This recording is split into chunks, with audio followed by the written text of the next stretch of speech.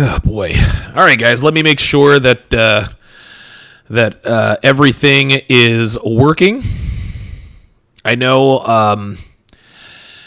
I know. I'm acting like a boomer right now. Probably because hang on a second. Let me make sure we are live everywhere. Yeah. There we go. Woo-wee. Holy Moses.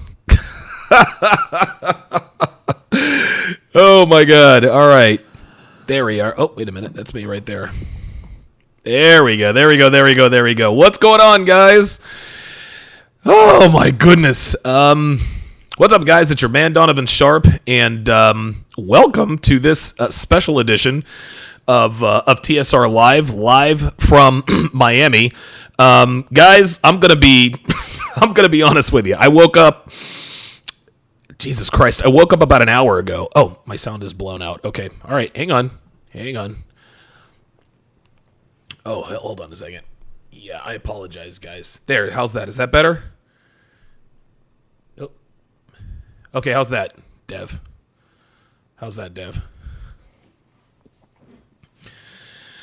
Oh my goodness. Yeah, thank you guys. I appreciate it. How's that now? Is that good? I'll move the mic. I'll move the mic a little bit away from me. How's that? Is that a little bit better, guys?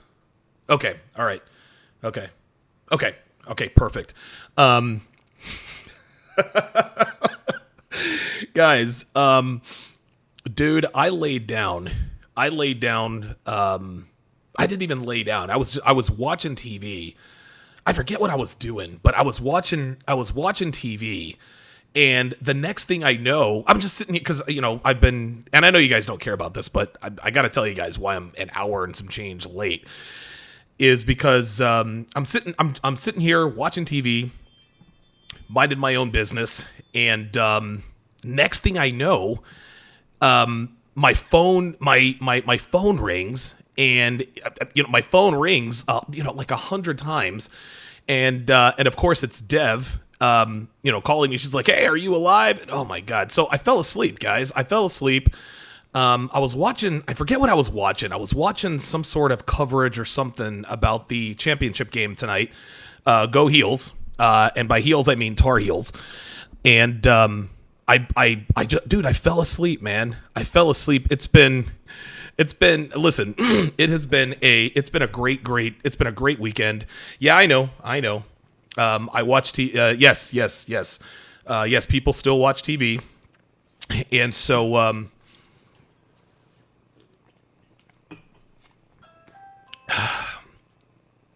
Devin, answer the door. I think that's the grocery order. And so anyway, that's why. So Devin calls me. And I wake up and I'm like, hello. And she's like, hey, are you alive? I'm like, yeah. I just, I fell asleep. And so I sat at the edge of the bed and I'm trying to wake up. So I jump in the shower and the shower's just pouring over me. And I'm still not waking up. I'm like, what the hell is going on? And so finally, I decided to turn the water cold. So I'm sitting there turning the water cold. And at the hotel I'm staying at, it takes a long time for the water to change temperatures. So I turn the water cold, and I'm just sitting there, and I swear to God, I'm about to fall asleep in the shower. Then all of a sudden, I'm like, oh!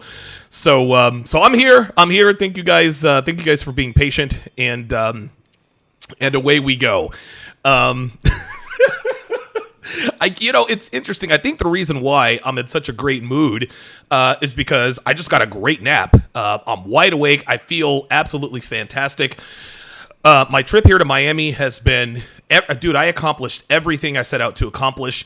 Things are a little tricky right now. So I've locked down the venue. For the CME, and this is a good problem to have. Don't mistake me. The problem is I might actually have to change I might actually have to change venues.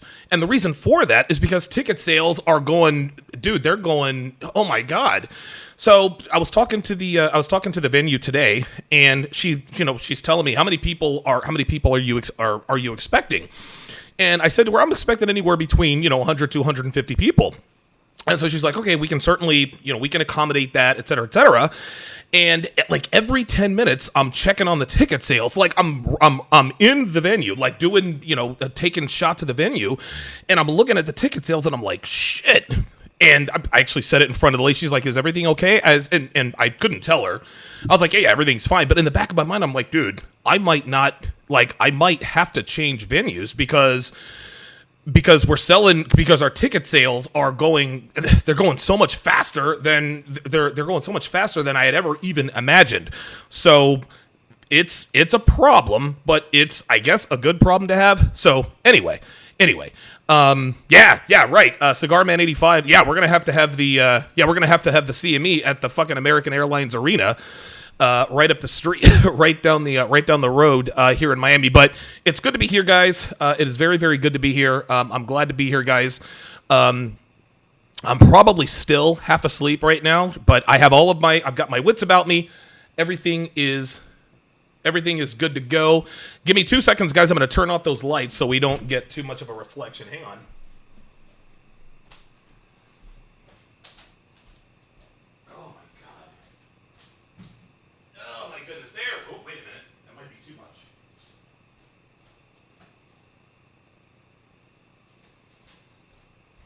That might be too much. Hang on, guys.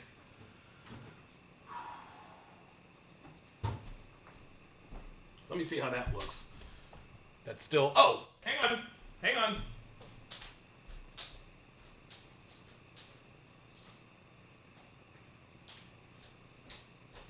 Oh, I see. Aha! There we go.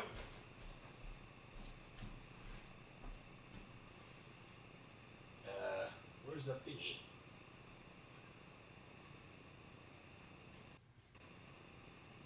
That doesn't matter. Okay, that's a little better. I don't care. I can live with that. There we go. All right. Anyway, guys. Thank you guys.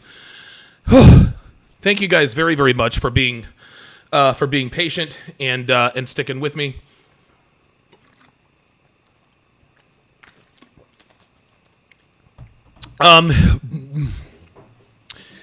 So we're off to a crazy start. Okay. Enough is enough. Let's go ahead and get to today's video. So, pardon me. So Kevin Samuels did an interview with Shan Booty. I thought her name was Shan Bodie because that's, I heard when Kevin was on the Roommates podcast, he asked one of them, pardon me, if he had heard of Shan Bodie, and I trust Kevin implicitly, and so I figured that was her name, and then somebody called into my show, he's like, it's Shan Booty, so I guess her name is Shan Budrum. I guess that's how it doesn't matter. I guess her name is Shan Budrum Booty, whatever the case may be. But apparently, Ms. Booty is a sex expert, and she is a self-proclaimed sex expert and sexologist.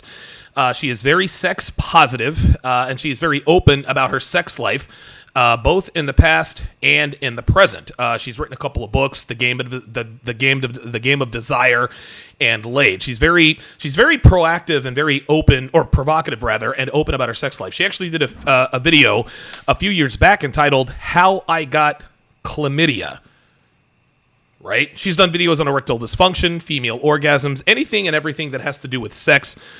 She has completely covered, and you guys are going to have to forgive me because it looks like I'm going to have to change camera sources because my iPhone, as great as it is oh God. Oh, that looks terrible. Jesus Christ. Ugh. Oh boy. All right, so the reason why I do apologize, guys. I know this is all over the place, and I promise I'm going to get to the show, but why? Why is my I don't know why my. I apologize, guys. Hang on. Okay, so this is my phone.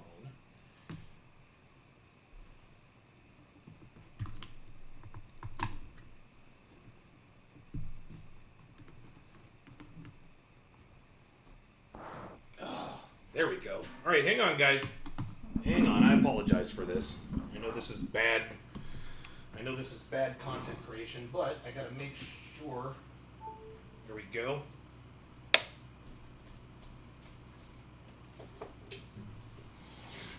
Yeah, for whatever reason, my computer is not. It's not charging. It's not charging. The laptop that I'm streaming from is Jesus Christ. This is the worst podcast ever. I'm just going to go ahead and keep it 100. This is the worst podcast ever, guys. And oh boy. All right, give me a second. Okay, there we go. All right, so we're looking a little better. We're looking a little better now, but for whatever reason, my laptop is losing power, and I don't know why.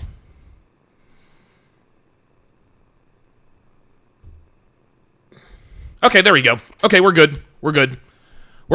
Okay, I'm so sorry, guys. I am so sorry. I am so sorry. God, you guys are going to be like, holy moly. This is the worst. I know this is terrible, guys. I know this is freaking terrible. I'm still half asleep. Anyway. Guys, listen. This is the worst podcast ever. But I promise I'm going to make it worth your while. Okay. Okay, good. My laptop is up to 23% now. It was at 25 when I started, and now it's down to 20. It was down to 21, and it was because I had my iPad. Anyway, all right, okay. Whew, man, oh man.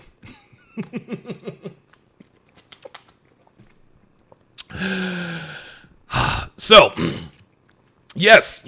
Right now, this is officially a struggle stream. We are officially. I'm not long stroking you. I promise. I'm just trying to get everything together. Now my laptop is back down to 21%. What the hell is going on?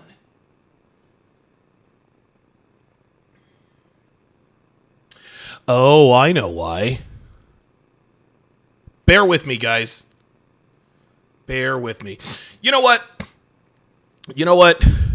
I'm gonna let it ride. And you guys, it doesn't matter what the picture looks like. What the picture looks like right now. Let's just go ahead and get into this. Let's go. This is an abject disaster. Let's go ahead and get into this, man. Let me get. Okay, there we go. So there we are. There we go. So I'm just gonna go ahead and get to the enough with the preamble. Enough with the preamble and all that.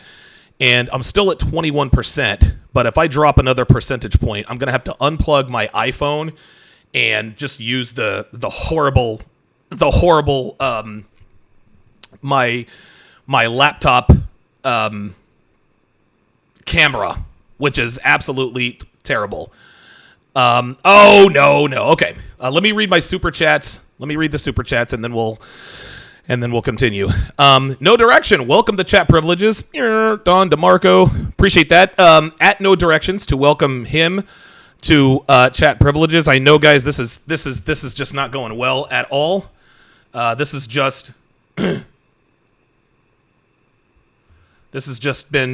absolutely.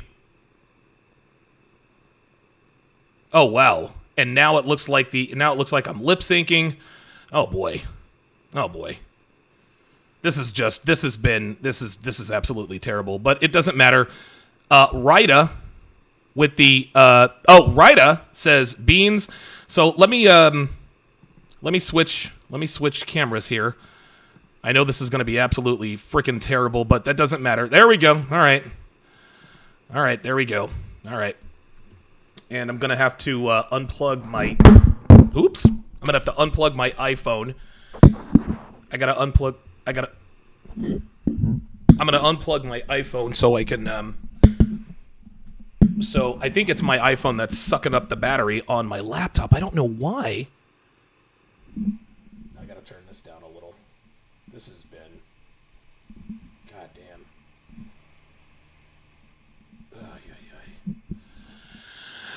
Okay, hopefully my computer does not die on me. I guess I should have charged it a while back. Anyway, without further ado, let's just go ahead and get into this, man. Holy God. I was talking about sex a lot is that we have two different energies. We have sex and it's playful, it's lusty, it's exciting. Hang on. I think the problem that we have with talking about sex a lot is that we have two different energies. We have sex and it's playful, it's lusty, it's exciting, it's wet, it's curious, it's fun, it's awkward, but in a funny way. And then we talk about sex and it's filled with insecurity and ego, and it's stiff and it's competitive and it's dry, right? She'll probably be shocked as hell that I'm sitting down here with you. I'm sure many people would be. I'm sure. I don't know what they are. They haven't been listening. All right, here we go.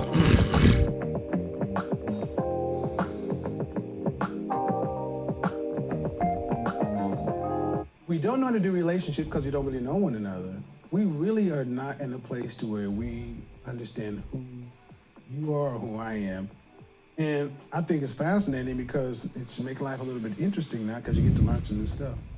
Now, if you're a person who doesn't like to learn, if you like to be, those are the people who are having the problems with this whole thing. They're like, why are y'all talking about relationships all the time? Because if you're going to do something, you should want to be better at it.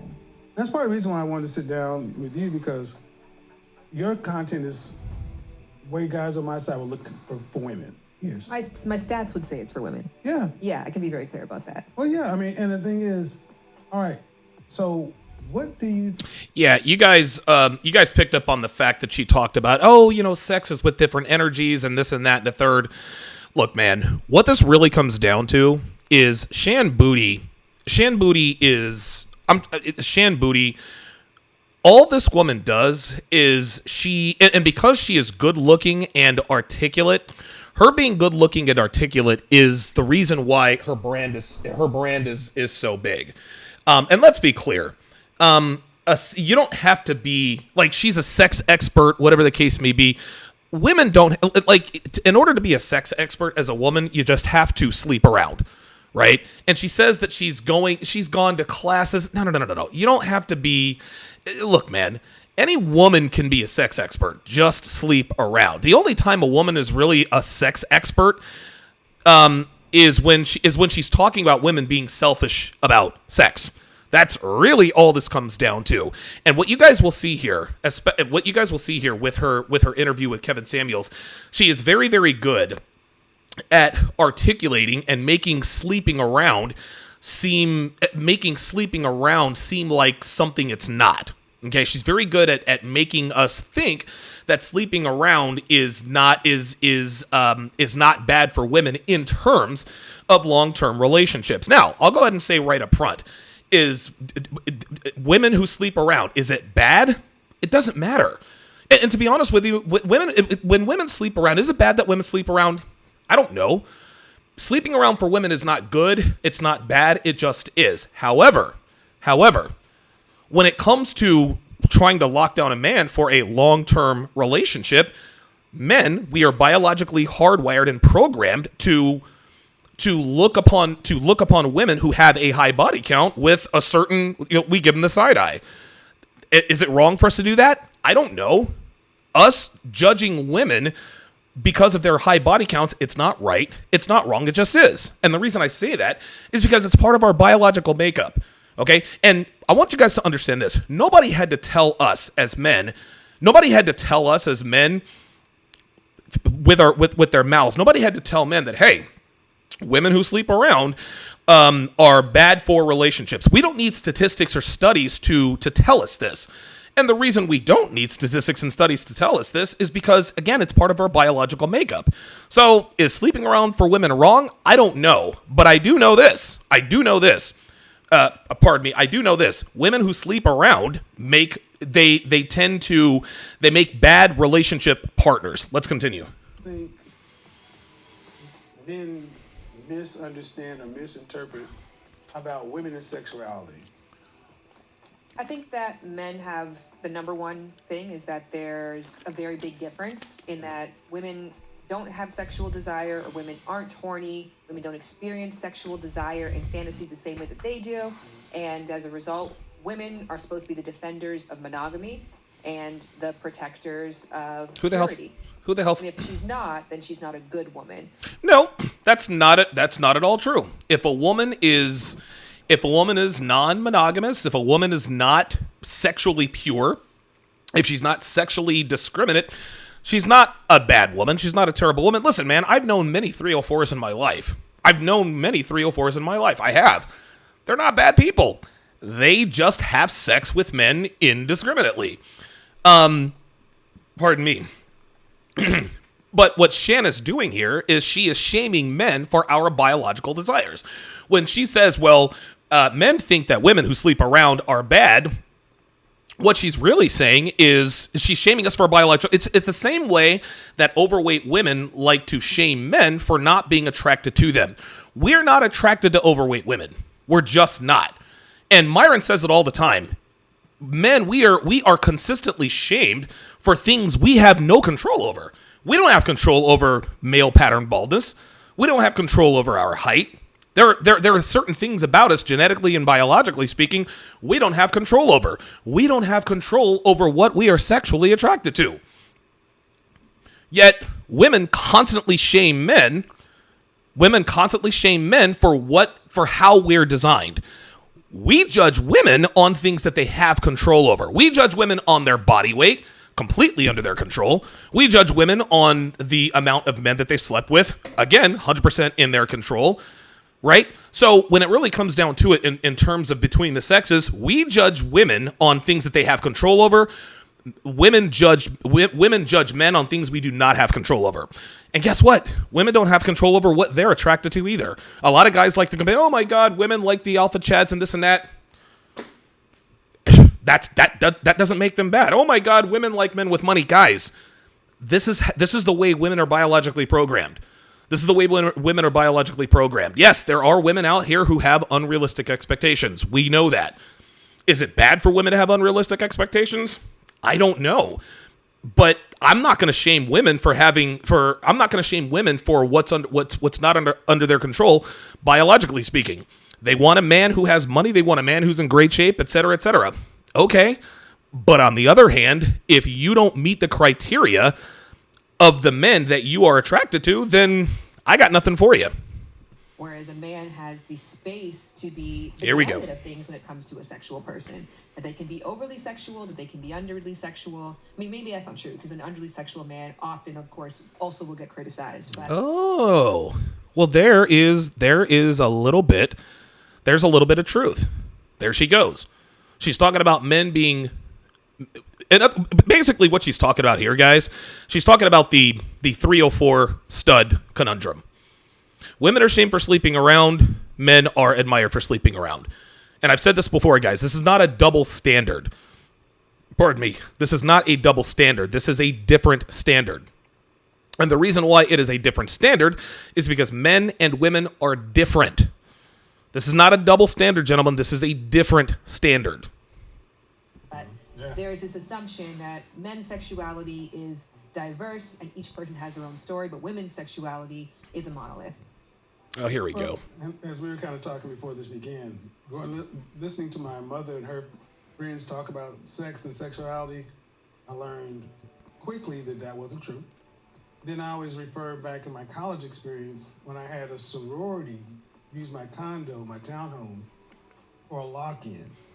And I listened to a whole weekend of how these women were talking about. I was shocked. Because if a man likes a woman, it's like, hey man, what happened with you and old girl? The less we say, the more we like you. And people are like, oh yeah, you kicked it. Oh, okay, we don't ask further questions. Look at the smile on her face. But when the women, I noticed they would size, taste this, that. I'm like, oh, I was shell shocked. You said that was the encouragement for you to study sex. Well, I'd already started. I got the Kama Sutra when I was a preteen. It was further confirmed when I was at school. Let's be clear. I want to make something abundantly clear. A female who is a sex expert is akin to a man who is an expert about abstinence. A female sex expert is a misnomer, guys. A female sex expert is a misnomer. I'm being told that the volume's a little low. Okay? And when I went back to campus on that, there's no such thing as a female sex expert, and I'll tell you why. You can't becoming an expert at something, it requires you, how can I put this? It requires you to really study something that you don't have access to, right? Like, for example, let's say I was a diesel mechanic expert, right? In order to be a diesel mechanic expert, I have to go to diesel engine school. That's something that I have to put effort into. You understand what I'm saying? Being a sex expert as a woman doesn't require any effort because sex comes so freely and easily to them. You guys understand what I'm saying? Shan Booty she calls herself a sex expert simply because she has had a lot of sexual partners. And she says, oh, I've been to classes and I've been to this and that and the other. Let's make another thing clear. The only thing that female sex experts teach, the only thing they teach as a female sex expert, pardon me, is teaching men and women to please women. You understand? Female sex experts teach men and women to please women. That's it. The Kama Sutra in this position and that position. Sex for men, it's pretty simple. It's very, very easy for a woman to get a man off. There's no such thing as a woman who's good at sex, guys. In order to be good at sex for a woman, look good, and know how to sound. That's it. If you are sexually attractive, and you know how to move and moan and groan and all that other kind of stuff, then you are considered to be good at sex. Guys, I'm here to tell you, there's no real skill in getting fucked. It doesn't take any skill to lay there on your back and get pounded. It doesn't take any skill to learn how to moan and groan. Just watch a few prawn movies and you'll figure it out. To get a man off is very easy. Insert the penis into a warm, moist hole, thrust, repeat. That's it. That's it. Who has to go to school? Who has to go to school to learn that? Oh, I'm an expert at making a man orgasm. Every woman is an expert at making a man orgasm. All you have to be is there. And you don't even have to, you really don't even have to be that good at it.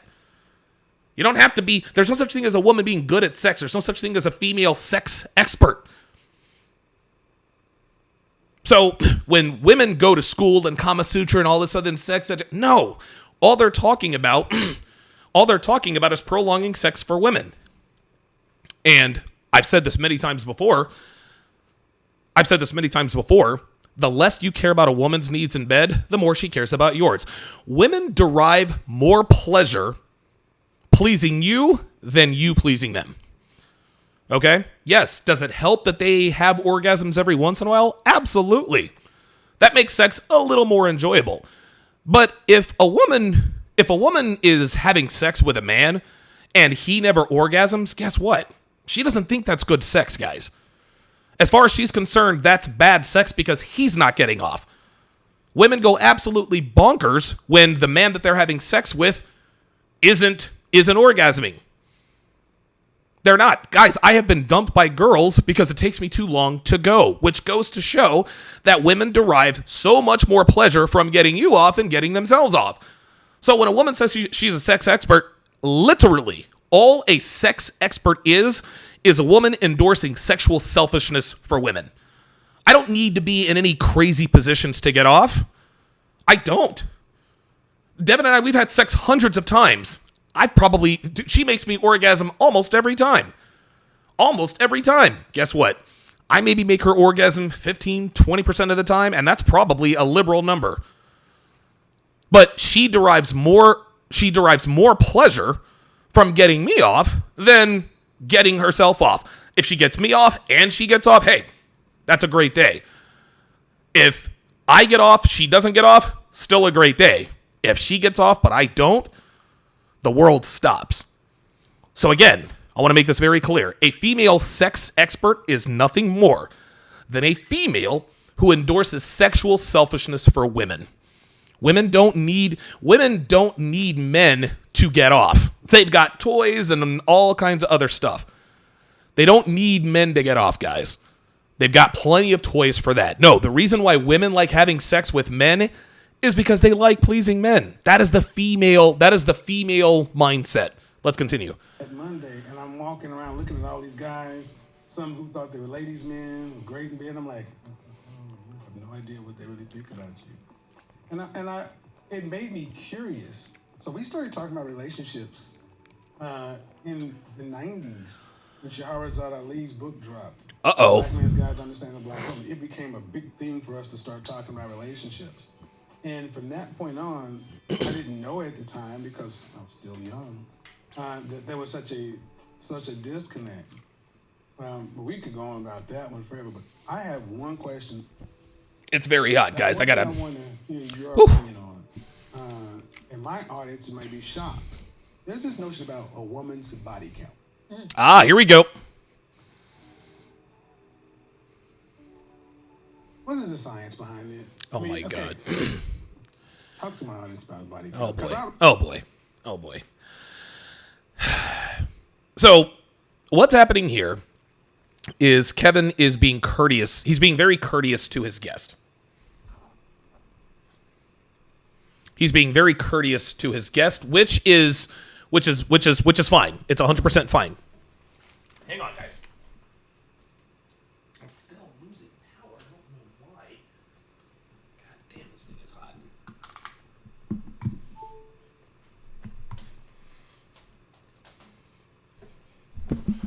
Kevin is being nice to his guest. Okay? Kevin knows the science. There is no science to a woman's body count. There is no science to it, guys. I'm here to tell you, there is no science to it.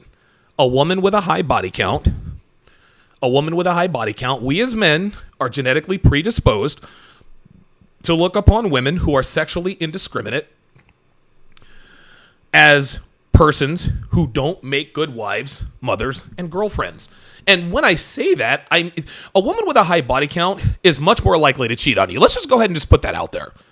A woman with a high body count is far more likely to cheat on you. Are there women with high body counts who don't cheat? Absolutely.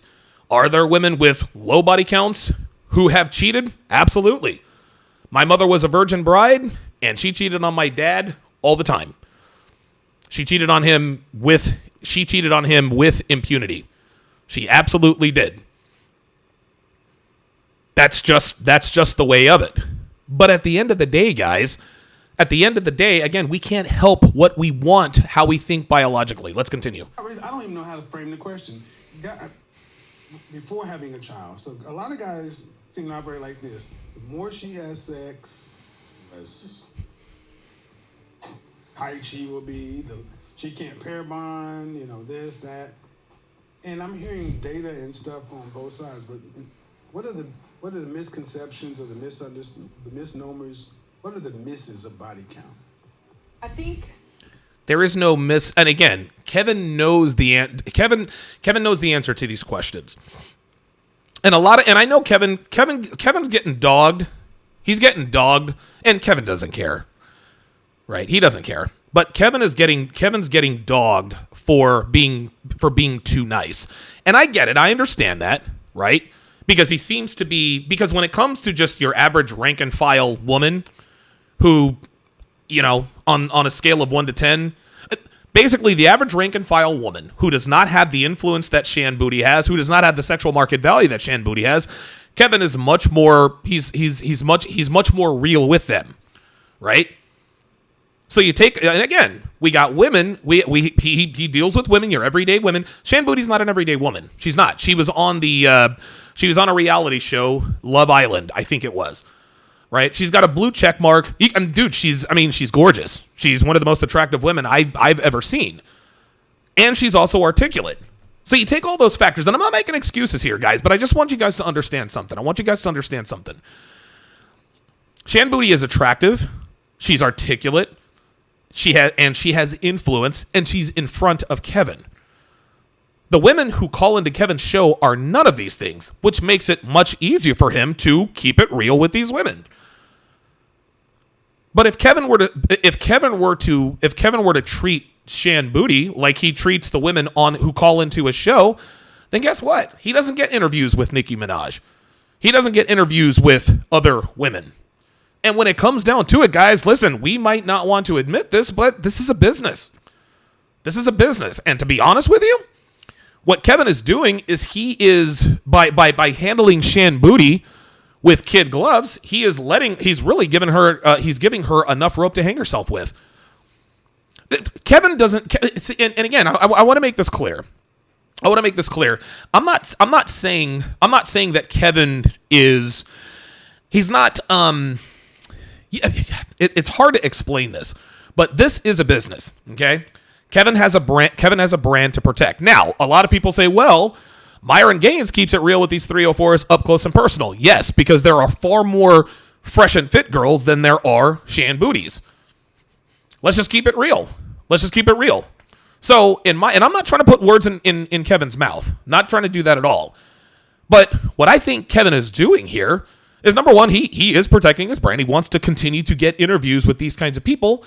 And number two, he is pretending that he's on her side for the express purpose of giving herself enough rope to hang herself with. Because if he starts going at her like Myron does, what is she going to start doing? She's going to start to virtue signal. She's not going to be honest anymore. And Kevin wants her to be honest. Let's continue. If I thought about this, there's an incredible book that is called What Women Want by Daniel Bergner, and it's essentially a collection of sex research that promotes the idea that women's sexuality, women's sexual desire is equivalent, if not greater, than a man's. Okay. Yes, women get horny. Yes, women have desires. Yes, women have fantasies. Absolutely. There is no doubt about that. However, every woman has sexual desires. Every woman has sexual fantasies. That's fine. That doesn't make her a 304. A woman who gets horny, a woman who sees men she wants to have sex with, that doesn't make her 304. A woman who has a lot of sex with one person, that doesn't make her a 304. However, acting impulsively on her sexual desires and sleeping with men indiscriminately, that's what makes her a 304. So what Shan Booty is doing here is she is trying to, yes, biologically speaking, yes, women are horny, they want to have sex too. But that's not what makes them 304s. What makes them 304s is acting on these things impulsively. And guys, look, I don't make the rules. I just tell you what they are. That's all there is to it. On a woman, she has the body part, which is the clitoris, which is the only known body part which only function is pleasure. Yep. And as a result, women also have so much sexual access. And they did this incredible... Bingo, there it is. Women have so much sexual access. Well, that's it. Women have sexual access. That's very, very true. But just because you can doesn't mean you should. And again, I want to make this clear. Sleeping around isn't good or bad. Sleeping around is not good. It's not bad. It just is. If a woman wants to sleep around, she's going to sleep around. But here's the problem. Women don't want to pay the price for sleeping around. And women who sleep around women who sleep around indiscriminately, they reduce their options for long-term companionship with the kinds of men they want to keep. That's what it is. Nobody makes the rules. Nobody tells men of value. Now, if a woman sleeps around, you better not commit to her. No. This is in our firmware. Nobody has to tell us to stay away from these women. Nobody has to tell us to stay away from these women. This is biology. This is Mother Nature. Study where they hooked up both like a physiologic, it's called please help me out, the plesiomesta. It's a mechanism that studies that rates your heart rate, it covers your heart rate, and then it's able to figure out like your blood volume and then your pulse rate. So whatever it is, we'll find it out. It's the technology that's also used in smartwatches. So I thought she was supposed to be a sex expert. A sex expert is supposed to know all this stuff. You guys understand what I'm saying? I'm a sex expert. I went to school, blah, blah, blah, blah, blah, but she doesn't know what this thing is. This just proves that there's no such thing as a female sex expert. Shan Boody is just a 304. She's a good-looking 304 who happens to be articulate. That's it. And I'll get to the reason why she's poisonous to women. They hooked women up to that, which is PPG, and then they also hooked women, had a self-reporting test, and then they had them watch all this porn, various kinds of porn, which we used to think that porn was a male-dominated industry for men, by men, that women weren't. Who the hell said that? Who the hell said that prawn, spicy movies, was male-dominated? Nobody said that. You want to know why prawn is not male-dominated? Because most adult film actors or actresses are females. There are far more female spicy movie stars than there are male spicy movie stars. That sounds pretty female-dominated to me, number one. Number two, the overwhelming majority of the consumers of spicy movies are men, which means it's female-dominated. All she is doing, she's giving all of these. What she's doing, guys, is she is just giving us her excuses for women to sleep around. That's it. That's all she's doing, guys. Women have a clitoris. It's the one body part on a man or a woman that is strictly for sexual pleasure. They hook these women up to a machine that I don't know how to pronounce, even though I'm a sex expert and I'm looking to you for that. Women have sexual desires. Women are more. All of these things are true. All of these things are true. You don't have to. Again, she's just giving women permission to sleep around. That's all this gibberish is. All she is doing is she is articulating her reasons and excuses to give women permission to sleep around. That's it. That's all this is. Consumers of it. So it's not true at all, which also speaks to the fact that women are turned on by the visual. Yeah, you are. Which that in itself was something that was debated, I think, even a couple of years ago. So they had women watch all this porn, and most women self-reported. Women are turned on by the visual. Oh, boy. Oh, Shan. Yes, women are turned on by the visual, but not as much as men are. Okay? Women will see a guy that she is sexually attracted to, but interacting with him before the sex presumably happens, she can lose sexual attraction to him because of the way he moves, the way he talks, maybe it's his confidence, maybe his body language. Women will be, women say all the time on Fresh and Fit and in real life, yeah, that guy is hot, but he's got a, that guy is hot, and I thought he was sexually attractive, but then he wasn't really confident, he's kind of socially awkward, etc., etc. It is absolutely possible for a woman to see a man initially and be sexually turned on by him, and then interact with him or see the way he moves, the way he talks, his energy, and be like, yeah, he's hot, but. Or they'll see a guy they think is hot and they find out he plays for the other team. You think she's still going to be sexually attracted to that guy? Of course not. Because she knows he's a switch hitter. So yes, women are turned on by the visual initially, but the visual just gets them in the door. Now, we as men, we don't care. If a girl is hot, it doesn't matter it doesn't matter whether she's well-spoken or not. It doesn't matter whether she has a PhD or she's as dumb as a box of rocks. It doesn't even matter if she doesn't speak the same language as we do. It does not matter. If a woman is sexually attractive, we want to have sex with her no matter what. Doesn't matter what her job is. It doesn't matter the way she talks, the way she walks. If a woman is sexually attractive, there's nothing that makes us non-sexually attracted to her. The opposite is true for women. A woman can see a guy she's sexually attracted to and be turned off by him just by observing him or talking to him. Yes, Drew and Pringle, $2 super chat, says Shan basically says a whole lot of nothing. Yeah. Female sex experts always say a whole lot of nothing. That's all it is. That they were not turned on by it, that they did not enjoy it. And then they found that majority of the women were, through the PPG, were turned on, that they were showing physiological signs of arousal. So that's to be said that so much of the socialization around what women are told about their sexuality constrains and distorts and shapes what their biological is actually telling them. Oh, no, that's incorrect. No, their biological, pardon me, nothing distorts anything.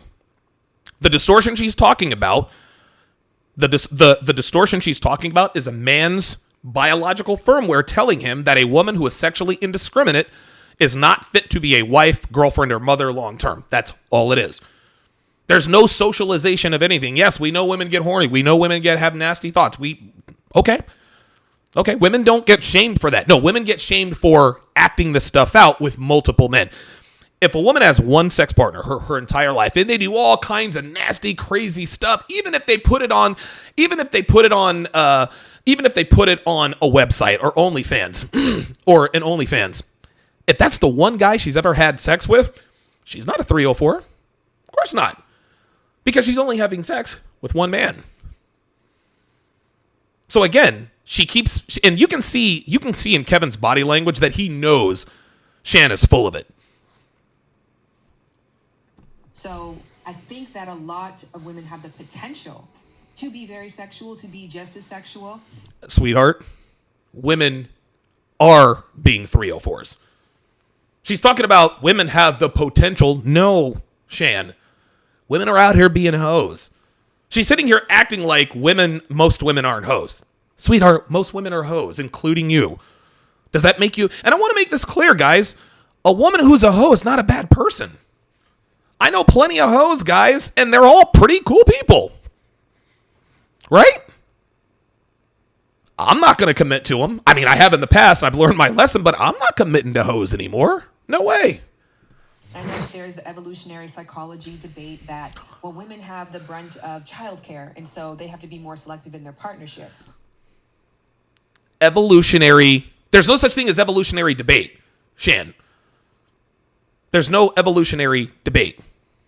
Women who sleep around are looked at as not good for long-term partnership. That's all it is. So here she's acknowledging, okay, all right, our biology tells us X, Y, and Z.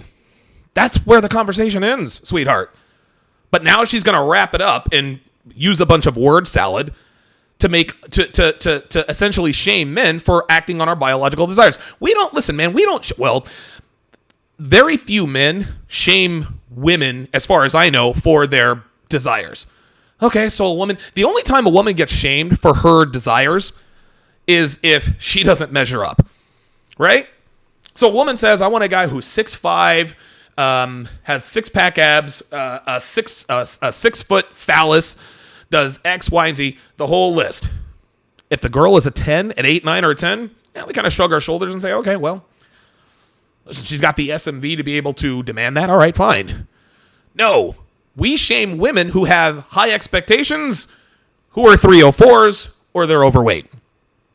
Just because a woman is hot doesn't mean she deserves a high-value man.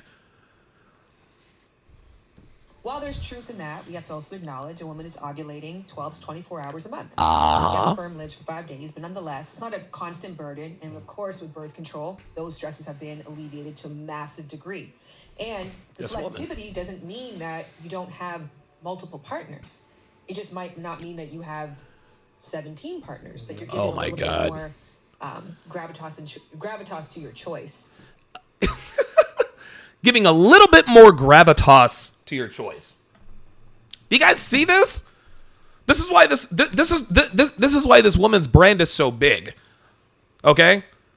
This is why this woman's brand is so big. Do you see how she paints sleeping around with this broad brush? She never just calls it sleeping around indiscriminately. No, a woman has sexual desires and she might give more gravitas to her decisions, to her choices and partners.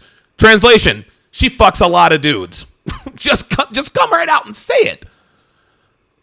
So that to be said, I just think that we have to acknowledge that a lot of the socialization, the messages that we tell women about their sexuality is impacting how they're allowing their biological to show up. One of the things Did you hear Kevin's? He knows this woman is full of it. He knows this woman is full of it. He does. And this, I think it's kind of maybe more unique to me. I'm just curious about stuff. As you were talking. Okay. All right. Sorry. I'm thinking about the book that you're talking about that I read. I have pieces of it, excerpts from it. I haven't read it yet, but I will after today because I need to get more into my reading. But even at the turn of the century. Yes, C-Dub with the $5 super chat says verbal diarrhea is a dead giveaway for a lack of knowledge and a clumsy, transparent, ineffective attempt to cover for it. Some expert she is. Shan Booty is not a sex expert, okay? She's a glorified 304. She's a glorified slut. That's all she is. Slambright, $5, says, it's a real simple fact. Women who 304 don't pair bond well. No man wants to wife a woman who may cheat and bring a baby he has to support. There you go. This is why a woman's body count matters. Ostrike, $5 says, just don't mute yourself for 10 minutes straight like someone who shall remain nameless. I don't know who that is. Rida with the $20 super chat, appreciate that, says ticket sales are rising because of the Will Smith debacle. A lot of men are waking up because of it. Yeah, that could be it. That could be it. Let's continue. Hysteria. Yes. And like, I've studied sex. I mean, and it's like they're right. Men believe they're right on some side because it's almost like this Madonna whore thing. Like if a woman is too sexual, then this, and it's like, well, my issue when I here we go. Talk. Do you see what Kevin does here? This is why Kevin is brilliant. All he is doing, what he is doing now, he's making sure that Shan does not have her defenses up. Because if she has her defenses up, she's not going to be honest about the way she thinks, right? If he goes in on her like he does these 304s on his podcast, she's going to clam up and it's going to be a bad interview. Kevin is not doing, he's not, and he would never admit this, okay?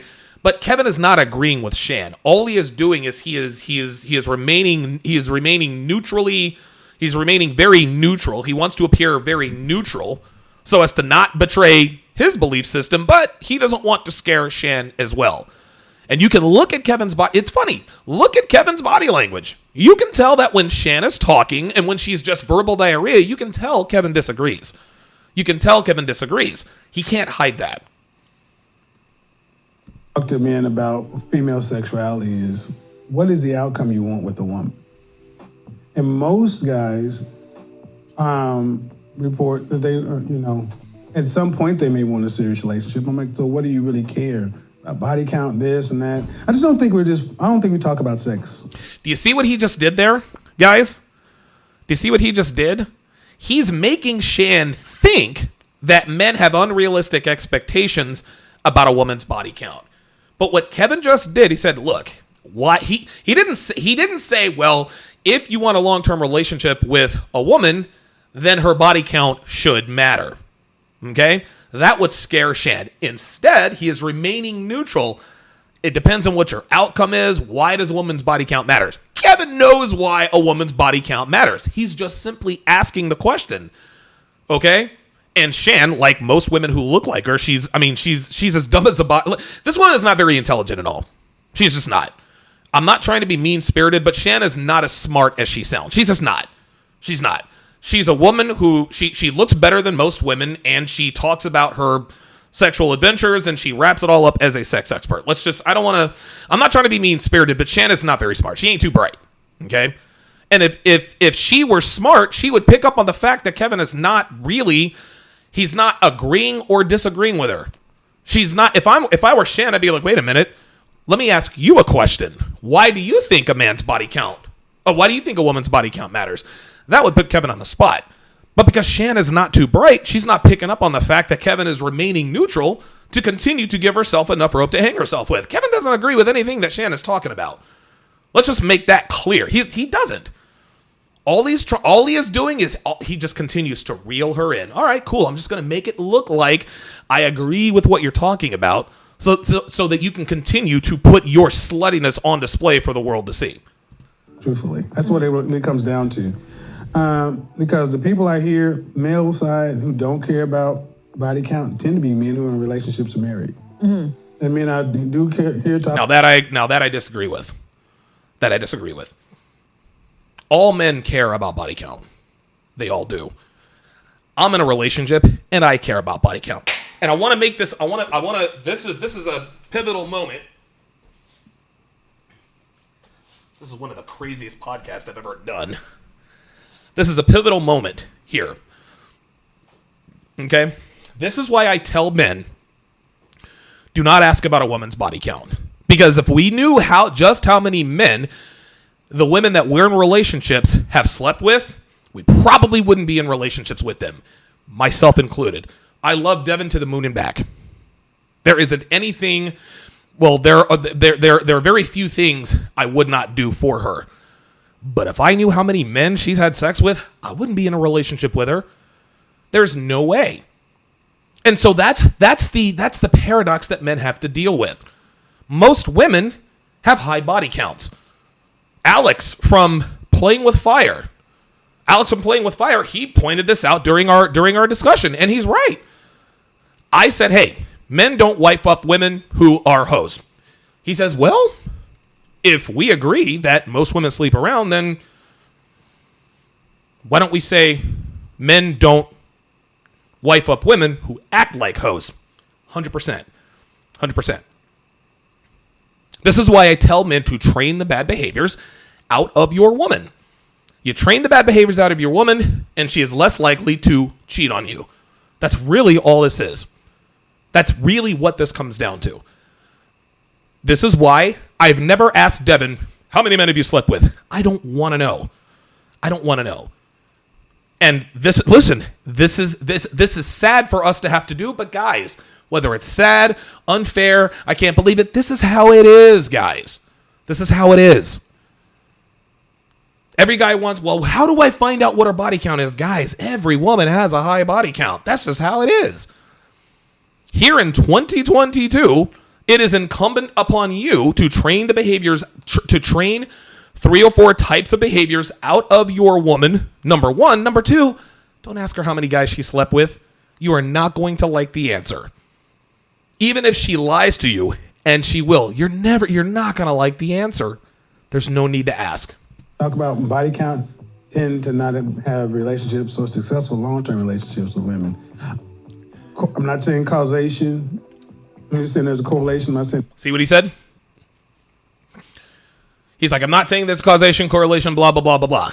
He's remaining neutral. Where he is wrong, we as men, we do care about body count, or in long-term relationships, or married. But we understand our biological makeup. And so we choose, all right, we know most women have slept around. Not that I don't care about it, I don't want to know. That's what Kevin should have said. And any causation, I just think there's a huge... But guess what? If he says that, then Shan probably quizzes him on it. Gap. To that end, around the early 2000s, is that when passion parties and all that stuff started? Oh God, here we go. Look at her smile. Is that like a teen trend or? Passion parties, as I understood it. Okay, so a passion party would be this: a young professional woman would have a friend come over, and she would be selling all these different sex toys. Okay. And you know, I know someone who had one. I'm not gonna say your name. She had one down in Dallas. She invited all her girlfriends. Oh, isn't that something? She had a passion party. I'm not going to say her name. You want to know why Kevin is not going to say her name? Because she's married. She's married. She's married. And he knows that if her husband found out she threw this passion party, her husband would be repulsed. thereby proving once again that body count does matter. Over. They You brought should one. say you're gonna send her business. Oh, God, here we go. She's married now again. But see, she had See that? She's married now. a bunch of women coming over. She had the wine there, and the women came over with different dildos and things. They were learning how to give blowjobs. Yes. And then they were they were putting orders for rabbits and bullets and creams and this and that. And then after the women sat and did their thing, drank, whatever, then the men were invited over. And then they turned into a party. And it was funny. I didn't know that part of it. Yeah. That's a good education. I thought it was just like a Oh, Tupperware party. That see this again. This shows that Shan Booty's as dumb as a box of fucking rocks. She's never heard of the passion party, yet she's a sex expert. How are you a sex expert and you don't know about passion parties? I'm not a sex expert and I knew about them. it ended at the sex toy sale. I didn't realize it turned into an orgy. Well, it turned into a party, and not an orgy, but it turned into it was like, okay, from 6 to 10 or from See where her mind 7 to went? 12. I didn't know it turned into an orgy. Come on, they've been drinking, they've been playing with, people were leaving and hooking up. Did you attend some passion parties in your Hell day? yeah. Yeah? Yeah, I know this. Yeah, I've lived a broad life. Okay. Don't let the suit fool you. Because I'm curious. I'm like, Well, you know why I'm curious about that? Because I'm like, does course that you lend are. itself? Because as we know, that 2/3 of women don't achieve orgasm from penetration alone. Right. And so Boo fucking who? There it is. There it is. She just outed herself.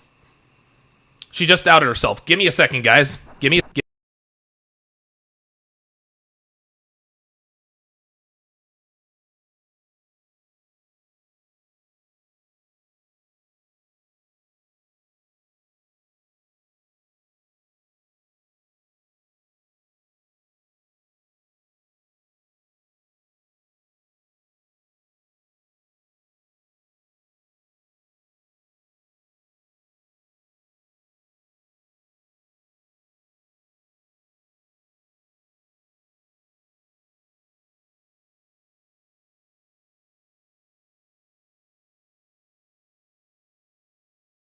All right. I'm going to try doing this with one less microphone because I'm down to 13%. I don't know why this is, but whatever. But there it is. 2/3 of women don't have orgasms. That's the reason she became a sex expert, because she is sexually selfish. And women who are sexually selfish are always 304s. Always 304s. Yeah, Rolo in the chat says, we know these stats from where? Yeah. The stats don't even matter. It does not matter. I said it once and I will say it again. The only reason why a woman becomes a sex expert is because she is teaching she wants to teach women sexual selfishness. That's it. And she just gave herself away right here. 2/3 of women don't have orgasms. Even if that were true or false, whatever the case may be, that's the point. That's the point. Oops. they need clitoral assistance and stimulation. And toys can be a big part of that. And that's a very uncomfortable conversation for a lot of cis heterosexual men who've been told that their people. Cis heterosexual? What the fuck does that mean? What the fuck does that mean? This is like going to put out fires and end cancer and give multiple orgasms all by itself without any training whatsoever and any knowledge. So that to be said, did these parties lend itself? So it's like, I just bought this new thing. Let's do this together. Like, did it open up kinks and? Yeah, I've heard it did, Now I want to say there was, I'm not gonna lie, there were people having sex in one room one time, but really it opened up the conversation because I may have to host some passion parties. Well, because here's the thing. Big surprise. I may have to host some passion parties. Ay, ay, ay. Oh, yeah, that's it. You see an attorney or an accountant or someone in marketing, and you see these women all the time, and instead of going to the club, you're doing what they're. Bingo, Rolla nailed it. That means she's in an open marriage. That means she's in an open marriage. An open marriage means she sleeps with other men while her man sleeps with other women. Listen, man, if that's what she wants to do, that's fine. That's perfectly fine. But here's the problem. Here's the problem, guys. Here's the problem. And this is why Shan Booty is poisonous to women. Shan Booty is poisonous to women because most women will not have the outcomes that she has. Most women don't look as good as Shan. Okay? It appears, and listen, I'll give credit where credit is due. There are some women out here who are not physically, psychologically destroyed by sharing their bodies with many men. There are not that many of them out there, but they do exist. They do exist. Shan appears to be one of these people. We say all the time, listen, we all know, and these are real stats, 25% of women are on some sort of anti-anxiety or antidepressant medication because of the fact that they have shared their body with more men than they should have. That's okay. Well, guess what? Shan does not appear to suffer those side effects, at least not yet, and it doesn't appear that she ever will. Maybe she will, maybe she won't. I'll actually point out someone else. Former adult film actress Tara Patrick. She has been retired from the industry for 15 years, and to this day, she is really the only adult film actress who said, "I don't regret it. I love what I did. I love what and she still does shows. She does passion parties. She says, I love the sex industry. I love exploring my sexuality, blah, blah, blah, blah, blah." She does not regret it. And I believe her. It does not work out that way for the vast majority of women. 99.9% of women are not like Tara Patrick. 99.9% of women are not like Shan Booty. And that's where they're leading this. This is where she's leading women astray. What she is telling women is that being sexually open. Let me just rewind here. What she's telling women is that being a 304 is a great life. What she's telling them is that, and let's be honest, it is a great life. And I've said this before, it's so much more exciting for a woman to be a 304 than to be a housewife. Absolutely. It's a hell of a lot more fun to sleep around than it is to be a housewife. No doubt. It's a lot more fun. However, it comes at a cost. And that cost is the mental, the spiritual, the psychological, the physical toll that it takes on a woman. Sex affects men and women differently. It does. It affects men and women differently. This is why women who sleep around end up suffering psychological damage, and men who sleep around generally do not. Now, are there men out here who have had sex with a lot of women who have some mental and emotional problems? Absolutely. Male adult film actor Rocco Siffredi. Matter of fact, Devin and I, well, there's a I think there's a documentary about Rocco Siffredi. I think it's just called Rocco. And Devin and I were gonna watch it, but I am very uncomfortable. I'm very uncomfortable with watching people have sex. I love to have sex. I don't like watching other people have sex. I don't even like it when movies have sex scenes. That to me it's awkward. Listen, call me awkward, whatever. That's just how I am. And so we didn't finish that. We didn't finish that movie, but it appeared that Rocco Siffredi is starting to say, man, like, I've slept with thousands of women. Most of it has been on screen. Oh my God, I just gained a percentage, so it looks like my plan worked. Rocco Siffredi, he's had sex with thousands of women, probably tens of thousands of women. It's all on camera. It's all documented. It appears that he is suffering from some sort of psychological damage. That is not the case for most men. Rocco Siffredi and Tara Patrick, they are the exceptions to the rule. Shan Booty appears to be the exception to the rule. Okay? But what Shan Booty is saying, what she indirectly and directly endorses, is that if you do what I do and explore your bodies and do all this and share your bodies and share your body with hordes of men, you're going to end up just like me. I'm still attractive. I'm married. I have a child. etc., etc.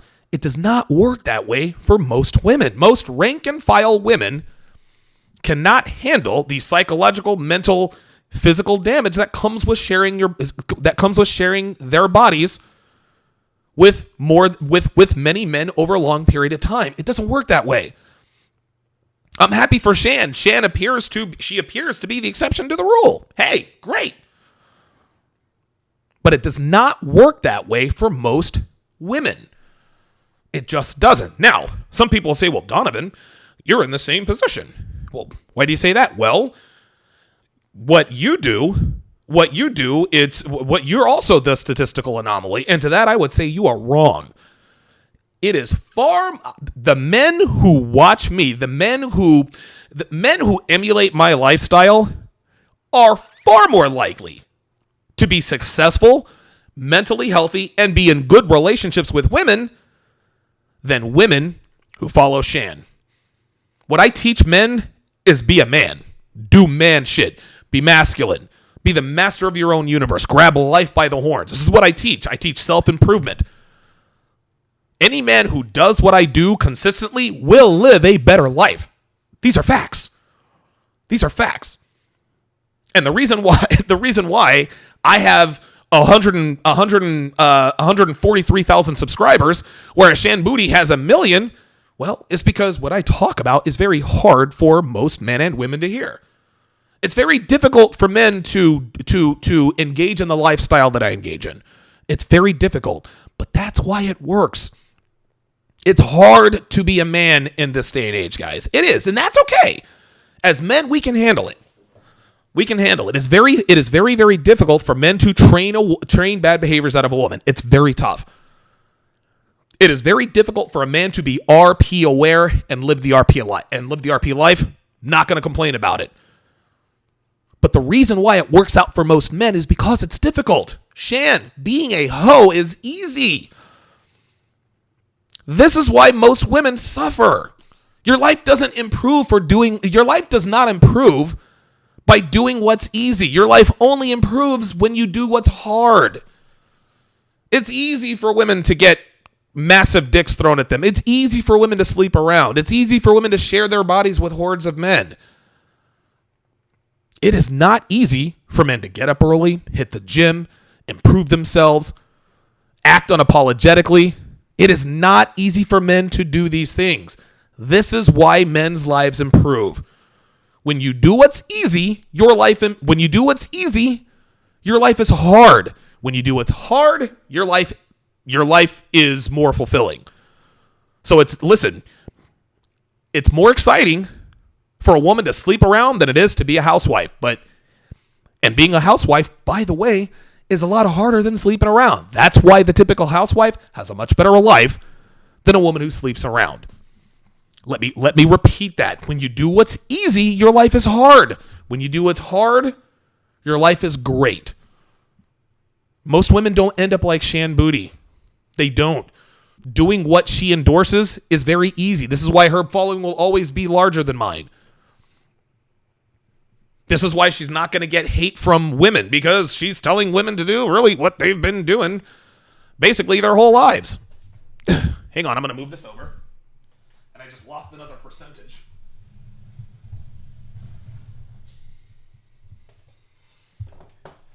There we go. I'm trying to move myself into the general direction of the AC. I don't know why my body temperature is. Uh-oh. What was that? Oh, never mind. This is probably the sloppiest podcast I've ever done. I'm going to open up the phone lines here.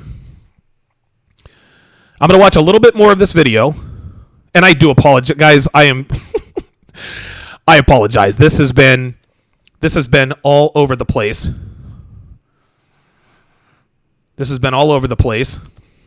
And my laptop computer appears to be losing power slow enough for me to be able to take calls. So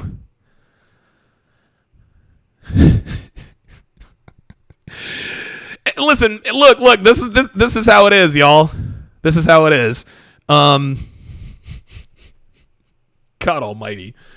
Don't pay, guys, listen, when you watch this back, don't pay any attention to this gibberish. I'm going to have to get somebody to cut this up because this is bad. This is terrible. But I think I'm doing good. I think I'm doing real well. Hang on a second. All right. Give me a second, guys. So I'm going to make sure that all systems are go. I'm going to put the number up there. Come on, damn it. Come on. Your show now, press 1.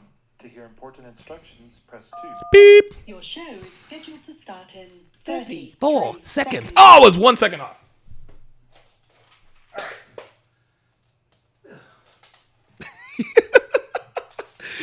Dude, the production of this podcast is it is so laughably pathetic. It's funny. It's getting funny at this point.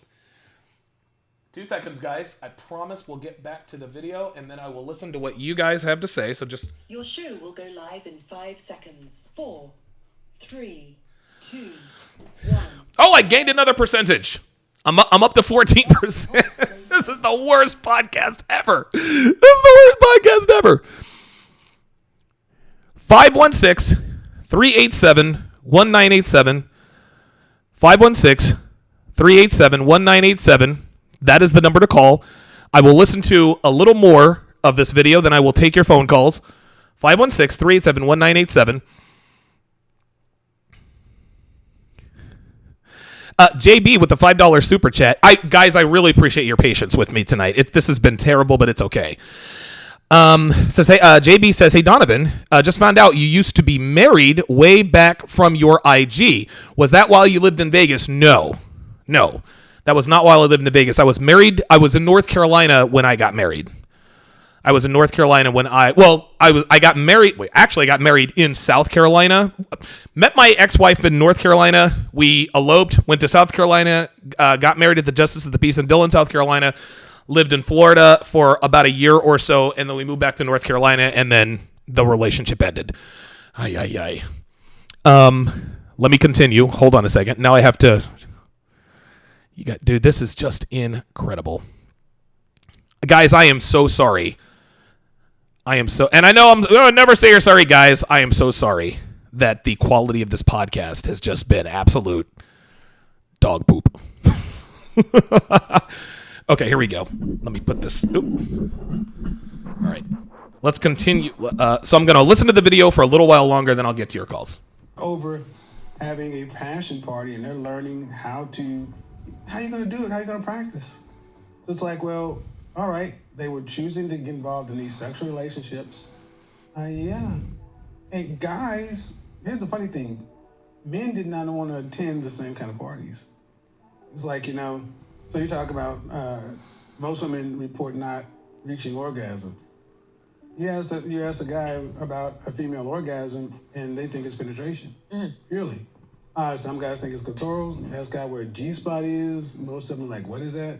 We don't care. Or the Freudian approach. Let me just go ahead and say what I have to say about Shan. Okay. Shan recently became a mother. And from what I understand, she's also married, which is something she said she would never do in the past. Now, that's neither here nor there, but the point is that she is as sex positive as they come, and her lifestyle and her YouTube channel, it reflects her views very accurately. So that's the long and the short of who she is. Again, I'm sure I probably left out a few minor details, but a quick stroll through her channel, her website, and her Instagram, that will give you an accurate depiction on who and what she is. Okay? That gives her, that sort of depicts, who and what she is. She recently did a video called Do You Want Dating Advice from Candace Owens? Okay. Now, most people know that Candace Owens is a socially conservative pundit who discusses politics, sex, and relationships and how feminism has destroyed modern women. Obviously, Shan Booty is both socially and sexually liberal, which would cause a predictable difference in the opinions between the two. Now, Shan says that she watched Candace Owens with an open mind, but it is apparent that she didn't. It really is apparent that she didn't. You guys can go back. You guys can go back and watch that. Again, 516-387-1987. 516-387-1987. That is the number to call. Actually, you want to know something? Would you take dating advice from Candace Owens? I'm going to look that up. Give me a second, guys. Oops.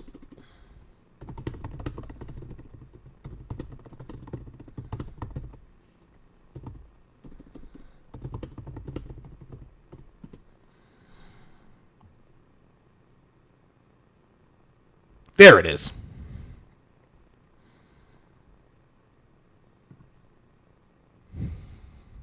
As women who use their... Okay, so I'm gonna break a little bit of this down while I'm waiting for you guys to call in. I'm gonna break this down a little bit because I want you guys' opinion on this as well. So let's continue. Owens, and this video was going up.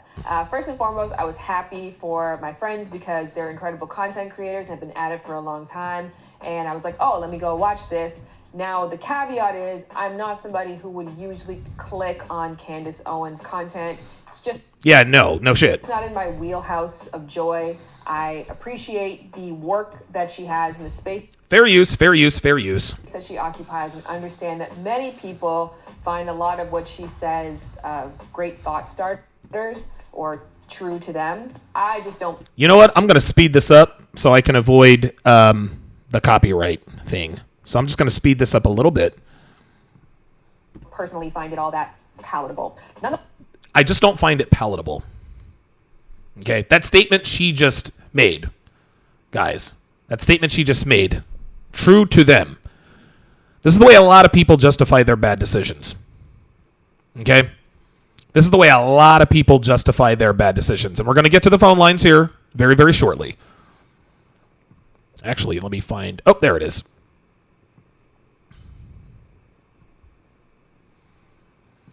This is quickly becoming the worst podcast ever, but that is quite all right.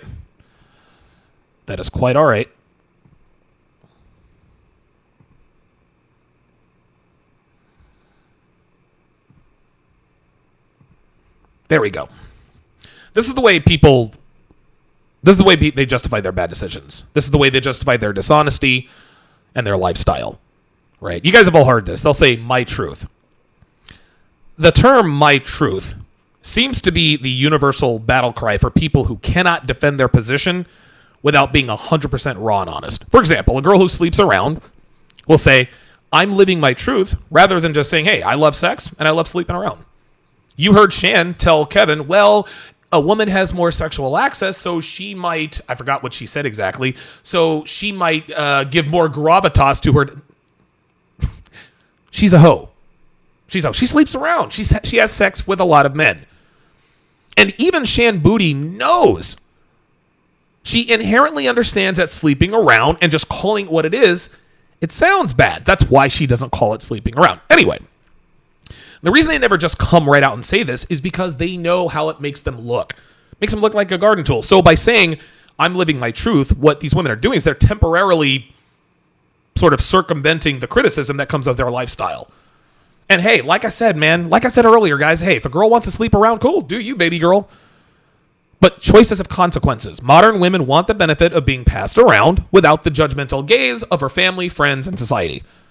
Yes, society judges people. It judges me, it judges you, it judges women. And guess what? Judgment is a good thing, guys.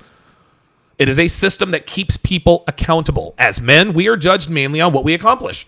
Women are mainly judged on the way they look and their sexual past and present. Ladies, you might not like this and you might not think it's fair, but this is the way it is, okay? Women can squawk and moan and groan about how unfair it is that they are judged on their physical appearance and their sexual purity or lack thereof, but they inherently understand that it matters. It's the reason why they go to the gym and divide their body counts by 27. Okay, people also disingenuously use my truth as a way to flat out lie about something that did or did not happen. A great example would be on The Bachelorette. Katie Thurston, and I had to quit breaking that down. Katie Thurston said on The Bachelorette that she was E-Part spelled backwards. Anyone watching, man or woman, knew this was cap. We all knew it was 100% cap. We all knew this was straight up cap. But if someone sat her down and interviewed about it, okay, if someone said and just straight up quizzed her about the fact that not only did she not call her E-Par a straight up E-Par, they would call it cap. They absolutely would. But if someone quizzed her about the fact that not only did she not call the incident E-Par, but that she also pursued a relationship with her alleged attacker, she would simply say, well, you might not believe me, but this is my truth. Okay? This is the trump card for anyone and everyone to just say whatever they want, make whatever accusations they want. Well, you might not see it that way, but that's her truth. So when Shan says in this video, true to them, she is indirectly admitting that there was probably an element of dishonesty in whatever statement they made. Just because something is true to someone does not make it true. Subjective truth is not the truth. Let's continue. We'll get to the phone line shortly here. Nonetheless, I'm still watching with an open mind because it's around a topic that I adore, and I think every perspective in the intimacy space is valid because we all experience love in unique ways. So I'm like, let me watch. Here we go. And I didn't enjoy it. I didn't enjoy it, and then I scrolled to the comments and saw that people were super enjoying this content. Now, mind you, again, if you take a look at her screen, or if you take a look at her channel, her videos, right? And like I've got vidIQ, so it shows me what percentage each video likes. But everything is green on her channel. Everything is 99%, 98%, 100%. Every single video has at least a 97% approval rating, except for this Candace Owens video. Guys, this should tell you that people inherently understand that women who are sexually open and sleep around have an exorbitant amount of sexual partners devalue themselves. Again, women may not think this is fair. Okay? Women can cry double standard, but this is biology we're talking about here, gentlemen. Okay? I said this before, guys. Nobody has to tell us that women with a high body count in their past decreases their viability as a girlfriend, wife, and mother. I don't need studies or statistics, guys. Just look around. Live life. Look at social media. Look at the internet. Just look around you. It's very easy to see that the overwhelming majority of women who have high body counts make terrible significant others. Shan can say that she was surprised, but she is a woman. And whether she admits it or not, she inherently knows and understands this immutable fact. So she can act surprised if she wants to. But we don't need to be told that women with a not so favorable sexual past are less valuable than women who have low body counts or are virgins. That's all there is to it. And it was 2 a.m. when I watched this, so I thought to myself, I wanted to do a response video to this, which I rarely do, just actually watching the video with you and then reacting as I see it. Maybe now that I've had some rest, I'll see things differently. Let's go. You know what I always say? Experiment with both and tell me what makes you feel better. And that is the truth when it comes to young women, because I dedicated this episode to young women and really talking to them about these are the options that are being presented to you. This right here was the truest part of the video and the part that I would like to amplify and uplift. Amplify and uplift. Did you hear that? That's the one thing she agreed with Candace on. Amplify and uplift. She's being intellectually dishonest here, gentlemen. The part she wants to amplify and uplift is sleeping around. The only reason why she is saying that she agrees with this part of the video is because one of the options presented is having a lot of sex with a lot of different people. She doesn't want to amplify, because what Candace Owens said, she said, try it both ways. Try being a stay-at-home mom, try sleeping around, and see what you like better. Okay? No, Shan Booty doesn't want to amplify being a stay-at-home mom. Okay? She doesn't want to amplify being sexually discriminate, exercising sexual temperance in today's dating world. She only wants to amplify Candace's way after she's had her fun. Tried it both ways, failed miserably, because they all try it both ways, at least most of the time. Guys, 99.9% of American women try it both ways. They sleep around with the alphas in their 20s, then settle down with a provider in their mid-30s. But because her body count makes it almost impossible for her to pair bond with another man, she either ends up directly or indirectly sabotaging the relationships that she's in. Women like to characterize her lack of tingles and all the excitement and dopamine that only sleeping around can provide as, I'm just not feeling it anymore. They'll say things like, I love him, but I'm not in love with him. So what does she do? She blows up the marriage. She uses the no-fault divorce system to get her cash and prizes from her soon-to-be ex-husband and jumps back on the carousel looking for the same high she felt in her 20s. But when she discovers that she is invisible to the men who used to smash her in her 20s and says, where have all the good men have gone? Rinse and repeat.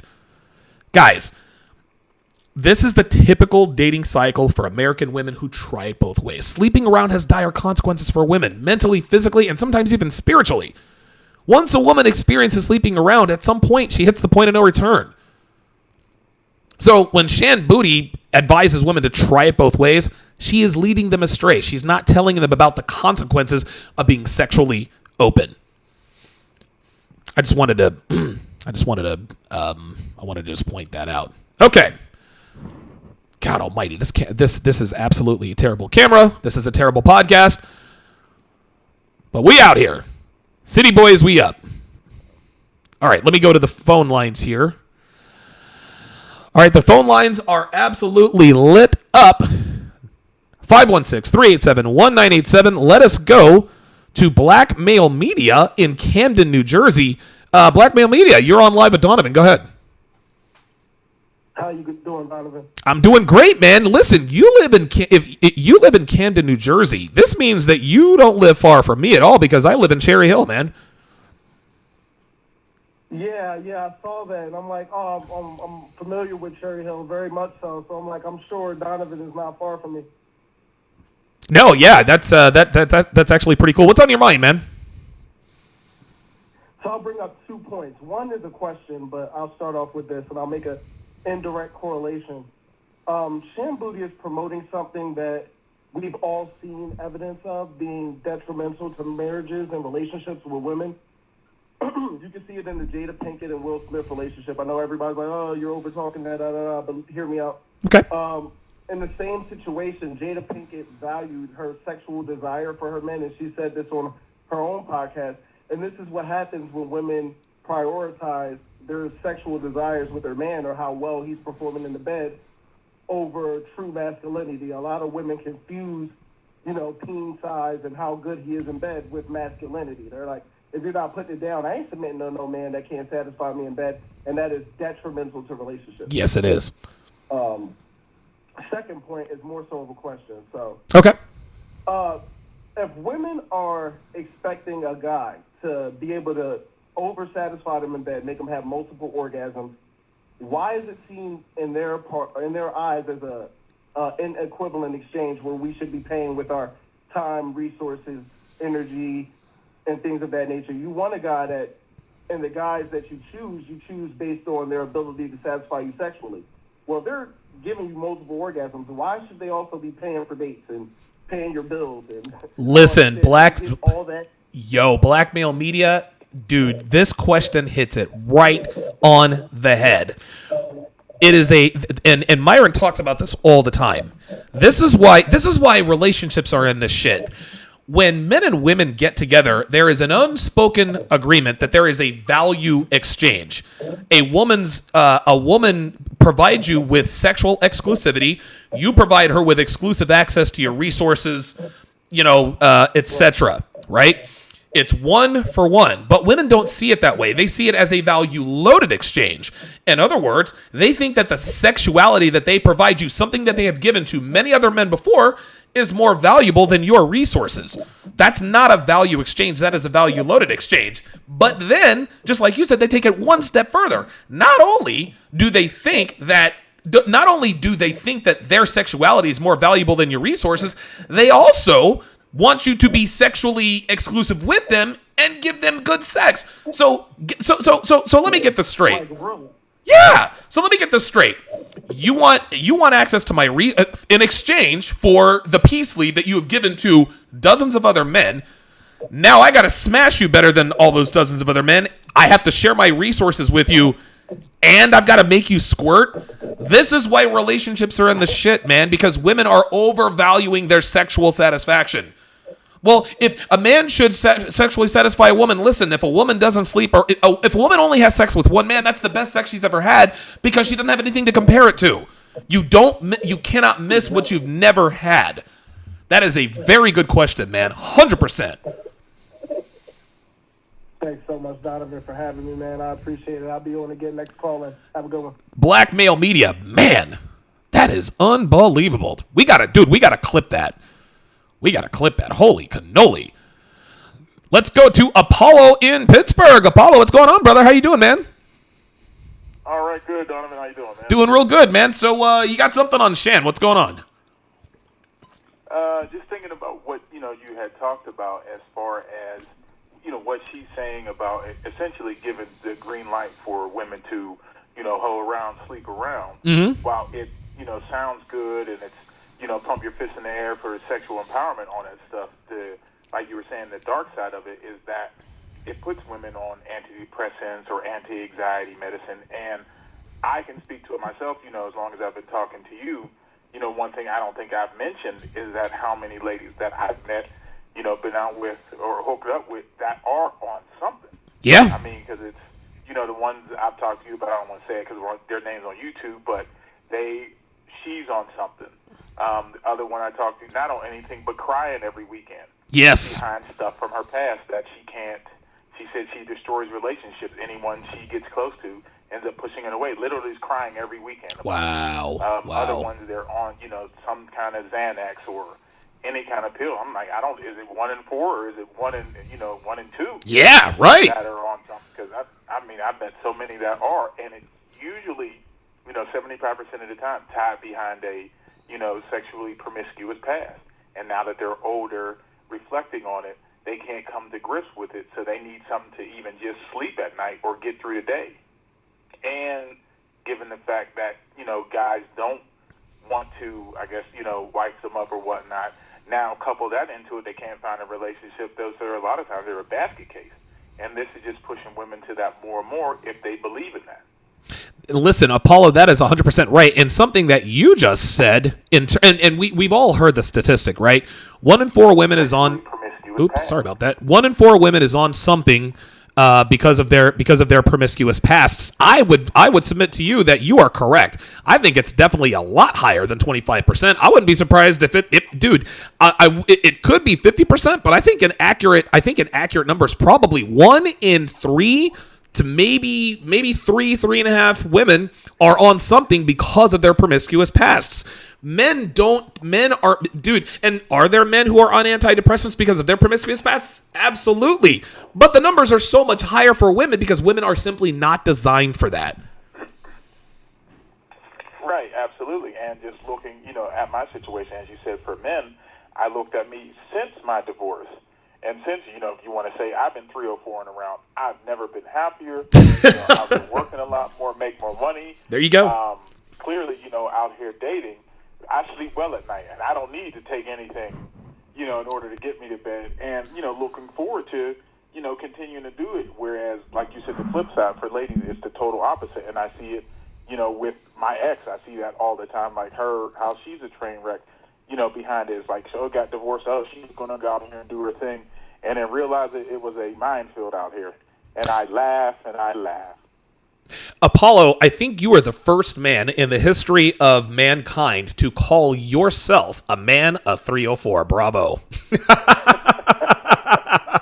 I can, if women want to say equality, I say it all the time. Real talk. Me, as I told you. When they ask me, why did you get divorced? I tell them, hey, I was slinging dick all over the place. And when I got divorced, I was a man whore for a while. I remember when I used to talk about that. And it's never cost me getting with somebody even. There you go. Apollo just dropped the knowledge. Apollo, the 304 and the 412, thanks for calling, man. All right. Thank you, Donovan. Yes, sir. What Apollo just talked about, this is something that I tell you guys all the time. Apollo just dropped next level game, and I think I've talked about this in Womanese. When a woman asks you, why did your last relationship end? Why did you get divorced? Don't tell her the truth. Tell her you cheat. Well, why did you don't have to say, well, I cheated. No. The way to do this is the way to turn women on. And it's so funny. This clearly illustrates the clear difference between men and women. Why did your relationship end, Donovan? Well, I'll put it to, let's just say I wasn't the best husband. She will instantly assume that you cheated. That's all you have to say. Let's just say I wasn't the best husband. She will instantly assume that you cheated. Is cheating bad for men? I don't know, but I know this. Women respect men who cheat a lot more than men who don't. And just like Apollo said, he has never, ever lost a woman because he admitted that he cheated in his marriage. Admitting that you cheated on your girlfriend or wife, guys, and here's the thing. It shouldn't be this way. It should not be this way. Admitting to a woman that you have been unfaithful should never, ever, ever make her more sexually attracted to you. However, in 2022, unfortunately, this is how far women have devolved. Women are so screwed up. Women are so screwed up that admitting that you've cheated or have been unfaithful increases your odds of success of sleeping with them. You can't make this stuff up, guys. You can't make this stuff up. If you tell a woman, well, the reason my marriage ended is because she cheated, guess what? Her vagina dries up like the Sahara. But if you flip the script and say, well, the reason my marriage ended, the reason I'm divorced is because, well, let's just say I wasn't the best husband. You don't even have to explicitly say that you cheated. If you say, let's just say I wasn't the best husband, well, let's just say I wasn't the best boyfriend. You could be telling her a true lie. Maybe you weren't the best husband because you didn't put her in her place. Maybe you weren't the best husband because you weren't really, because you weren't about your shit. Maybe you weren't the best husband because you weren't driven. Maybe you weren't the best husband because you were overweight and unmotivated. Maybe you weren't the best boyfriend because you were a loser. She doesn't have to know that. All you have to say is, well, let's just say I wasn't the best husband. Let's just say I wasn't the best boyfriend. That has never, and I mean never, ever, ever cost me a chance with a woman. When I indirectly tell a woman that I have been unfaithful, it has never, ever, ever, ever, ever decreased my odds of success as far as sleeping with her. Is it fucked up that it's like this? Abso-fucking-lutely, but that's the way it is. Shout out to Apollo in Pittsburgh. Let us go to Joe in Boston. Joe in Boston, you're live at Donovan. You go ahead, man. Yeah, what's going on, Donovan? Hey, man. So I called last time during the last time you had the 6. Yeah. And I was the guy that called in that wanted help for his uncle. Oh, yes. Your uncle is. Hold on. Let me think if I remember. Wasn't your uncle? Your uncle is about to marry someone, or your uncle is getting divorced, and you're worried about a woman divorce raping him or something like that. Is that because I think I remember bits and pieces of it? Yeah. So it was a problem with my uncle, dealing with his marriage and possibly getting a divorce. Right. Yeah, so you guys gave me some good advice, and like I already said before, that I gave him Rollo Tomasi's Rational Male. I gave him Rich Cooper's Unplug Alpha. Good. And I gave him Tim for it's been a month since then, and then a couple weeks ago he gave them back to me. He said, "Oh, I'm too busy, I can't read them." And yeah. I looked at him, I'm like, yeah. So I'm like, well, I did the best I can. I can't force anything on you. All I can do is just lead a horse to water. Dude, Joe, you took the words right out of my mouth. Listen, we've heard this since we were kids. You can lead a horse to water, but you can't make him drink. The best thing to Joe, I remember us telling you that you can't evangelize the RP. You just can't. We want to, and dude, when the men that we love, when we see them about to make a mistake or going through it with a woman, the first thing we want to do is we want to say, hey, I've got the answers here. Unfortunately, most of the time they reject what we're trying to tell them until, of course, they hit rock bottom. And even then, Joe, they're still not ready for this kind of truth, man. Listen, at this point, all you can do now is really just be there for him when he falls, man. Yeah, I know that. But if you don't mind me, if I talk real quick about the Will Smith thing. Yeah, go ahead, man. Go ahead. Yeah. So when that happened, the next day I went to work and then I asked 3 guys that I knew that were in relationships. 2 out of the 3 guys, I asked him, and he actually disagreed with what Will Smith did. 2 of the guys. Then I asked him what his girlfriend thinks. Their girlfriends thought that Will was in the right, that he was doing the right thing for Jada. And that goes to show how crazy and delusional women are today. That a woman could act however she wants to, be basically a hoe, and the man still has to go up there and do what she thinks is right and sane. It's not only that.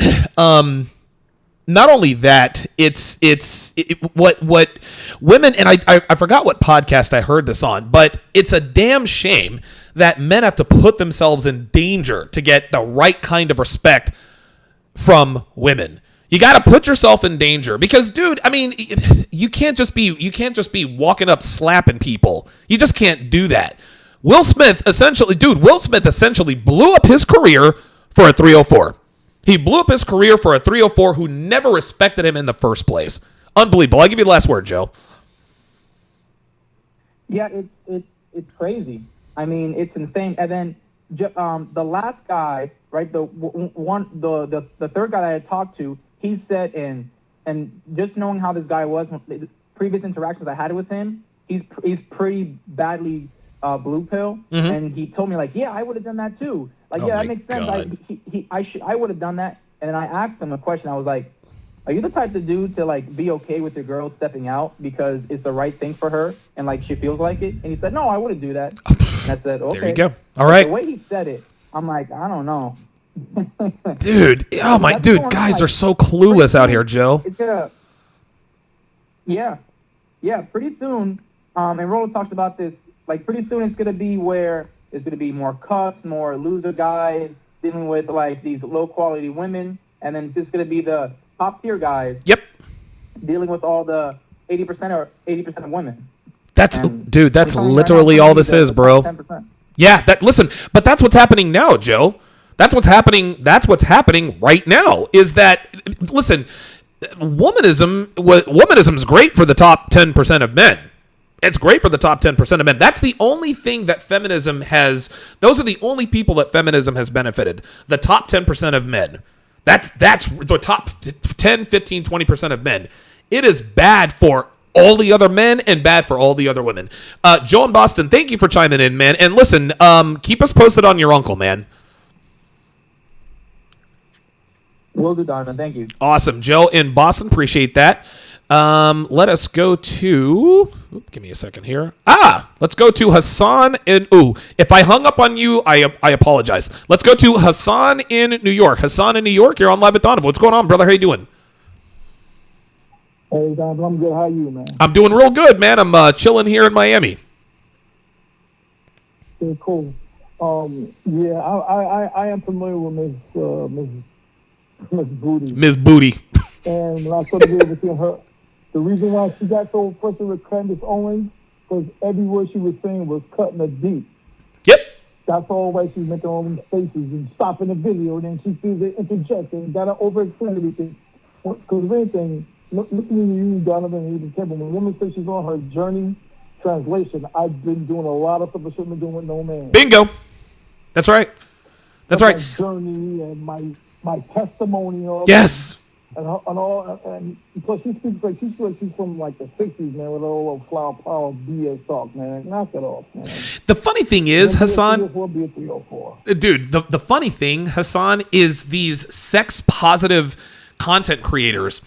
They have come up, dude. They have come up with so many different ways to so many different ways to paint sleeping around as something that's good for them. Just like you said, my journey, my testimony, my truth. I was finding myself, self-discovery. None of that means nothing. None of that means nothing. When a woman uses this kind of language, it always involves random dick.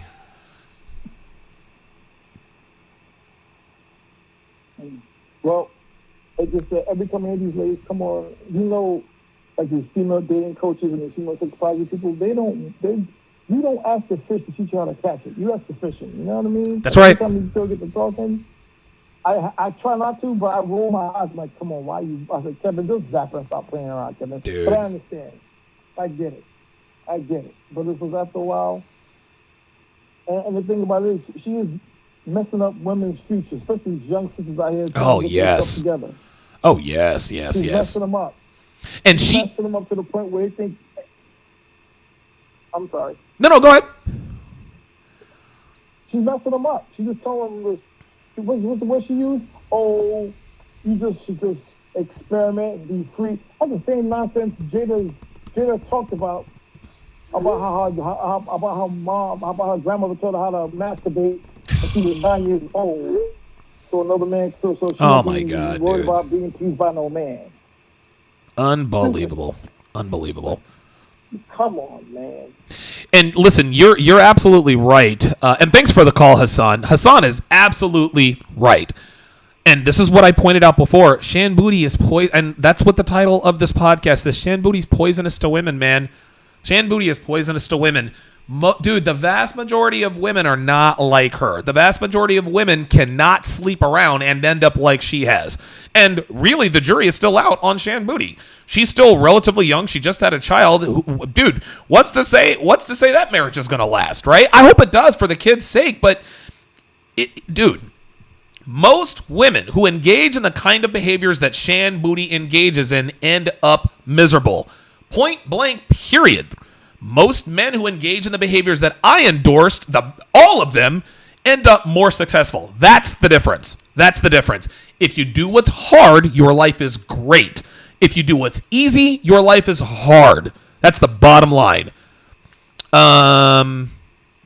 Let's go to Ostrike in Maryland. Let's go to Ostrike in Maryland. Ostrike in Maryland, what's on your mind?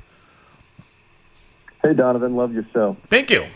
So, I agree that it's fine for a woman to be a hoe if she never wants a husband, but that's not most women, right? That's exactly right. I 100%, listen, being a hoe, being a 304 is not a bad thing. It's not. If a woman wants to be a 304, look, we live in a free world. You can do whatever it is you want to do. What women have trouble understanding is the cost of being... Listen, there are costs to being a stay-at-home mom. It's very, very difficult to be a stay-at-home mom. The reward is that it is very fulfilling, but guess what? That doesn't come free. Being a hoe doesn't come free either. You get all the excitement, but there is a cost on the back end. Mm-hmm. Yeah, and sleeping with multiple men above their marriage weight class, this is men who won't marry them. That's like an addiction. And like all addictions, it's terrible for long-term success. So they're desensitizing their pair bonding response, and that's a recipe for cheating and long-term dissatisfaction with their husband.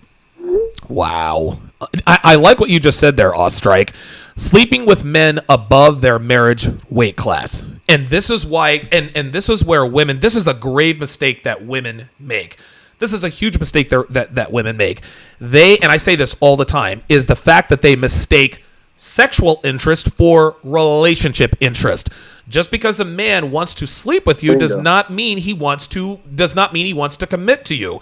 This is why women who sleep around indiscriminately, this is why they think they've got all the time in the world. Just because you're getting the D doesn't mean that you're also going to get the C. Yep, and they always think that. But by going through a hoe phase, women would like to believe that they're getting it out of their system. I've heard them say that many times. But in reality, they're developing a taste for it. Ooh, wow. Dude, wow, that's profound. That's 100% right. It's never really out of a woman's system. Once you start sleeping around indiscriminately, just like you said, they develop a taste for it. And it doesn't matter just because a woman is 50 years old and really can't sleep around anymore, doesn't mean that she doesn't still want to. Once a woman sleeps around, she literally, how can I put this? Once a woman experiences the excitement that comes from sleeping around, it is very difficult for her to be satisfied settling down with just one man. Even more difficult for her to settle down with just one man who is actually at her marriage class, but not the men who used to want to sleep with her. I'll give you the last word. That's all I had. I don't want to go back on the Will Smith thing because we got trying to keep it on topic. Oh, listen, if you have something, let me know, man. Well, I did actually want to ask your opinion. So let's do it. There's been some people, like I think Richard on the last show, he was expressing concern about how Will made black people look bad. Yeah. But I would say Chris made them look equally as good because of his classy response. So I wouldn't really worry about that. Okay. But some people have asked, like, what if Chris was white and then Will did that? It would be like a big deal. But like, to me, from my perspective, I'm thinking like, what if Will was white? If Will was a white guy and he slapped Chris Rock, a black guy, he would have been crucified. Am I wrong? You are absolutely right. And I'll take it one step further. If Will were white and Chris Rock were black, or if Chris Rock were white and Will Smith was black, the slap wouldn't have happened. It would not have happened if they were not of the same race. The only way this was possible is the only reason this was possible is because they were both black men. A white guy would have absolutely gone up there and slapped another white guy. A white guy would not have slapped a black guy, and a black guy would not have slapped a white guy. That would not have worked. So I agree with you 100%, man. Yeah, because even if it's not like racially motivated, it would be treated as a H crime, Absolutely. Ostrike in Maryland, man, dropping some knowledge. Thanks for calling in, man. Yep, that's all I got. All right, very good. Dude, I'm going to have to go back and watch this. You guys are dropping some serious knowledge tonight. Even though my podcast has seen better days, you guys are saving the podcast. I apologize. My laptop is at 13%. The fan is on because it's too hot. I had to take my shirt is off. My camera sucks. I was off to a crappy start, but you guys have literally saved the podcast. Thank you guys very much. Let us go to Marcus in New Jersey. Marcus in New Jersey on Live with Donovan. What's on your mind? Hey, how you doing, Donovan? I'm doing good. How about you? I'm pretty good, man. Just keep spreading the message, man, that you've been doing. Thank you. I appreciate that. That young lady that was speaking to Kevin, man, she's going to sink a lot of women's ships. Like you said, man, she may be subject to the rules, but these women that listen to her are not. Yes, right, and that's the danger. Shan appears to be the exception to the rule for now, right? And for all we know, she might actually live a long, happy life. But most women who engage in the behaviors that Shan has engaged in do not end up like Shan. They just don't. And that's the danger. Yeah, exactly. I had a lot on my mind, but I'm going to keep it short and sweet, man.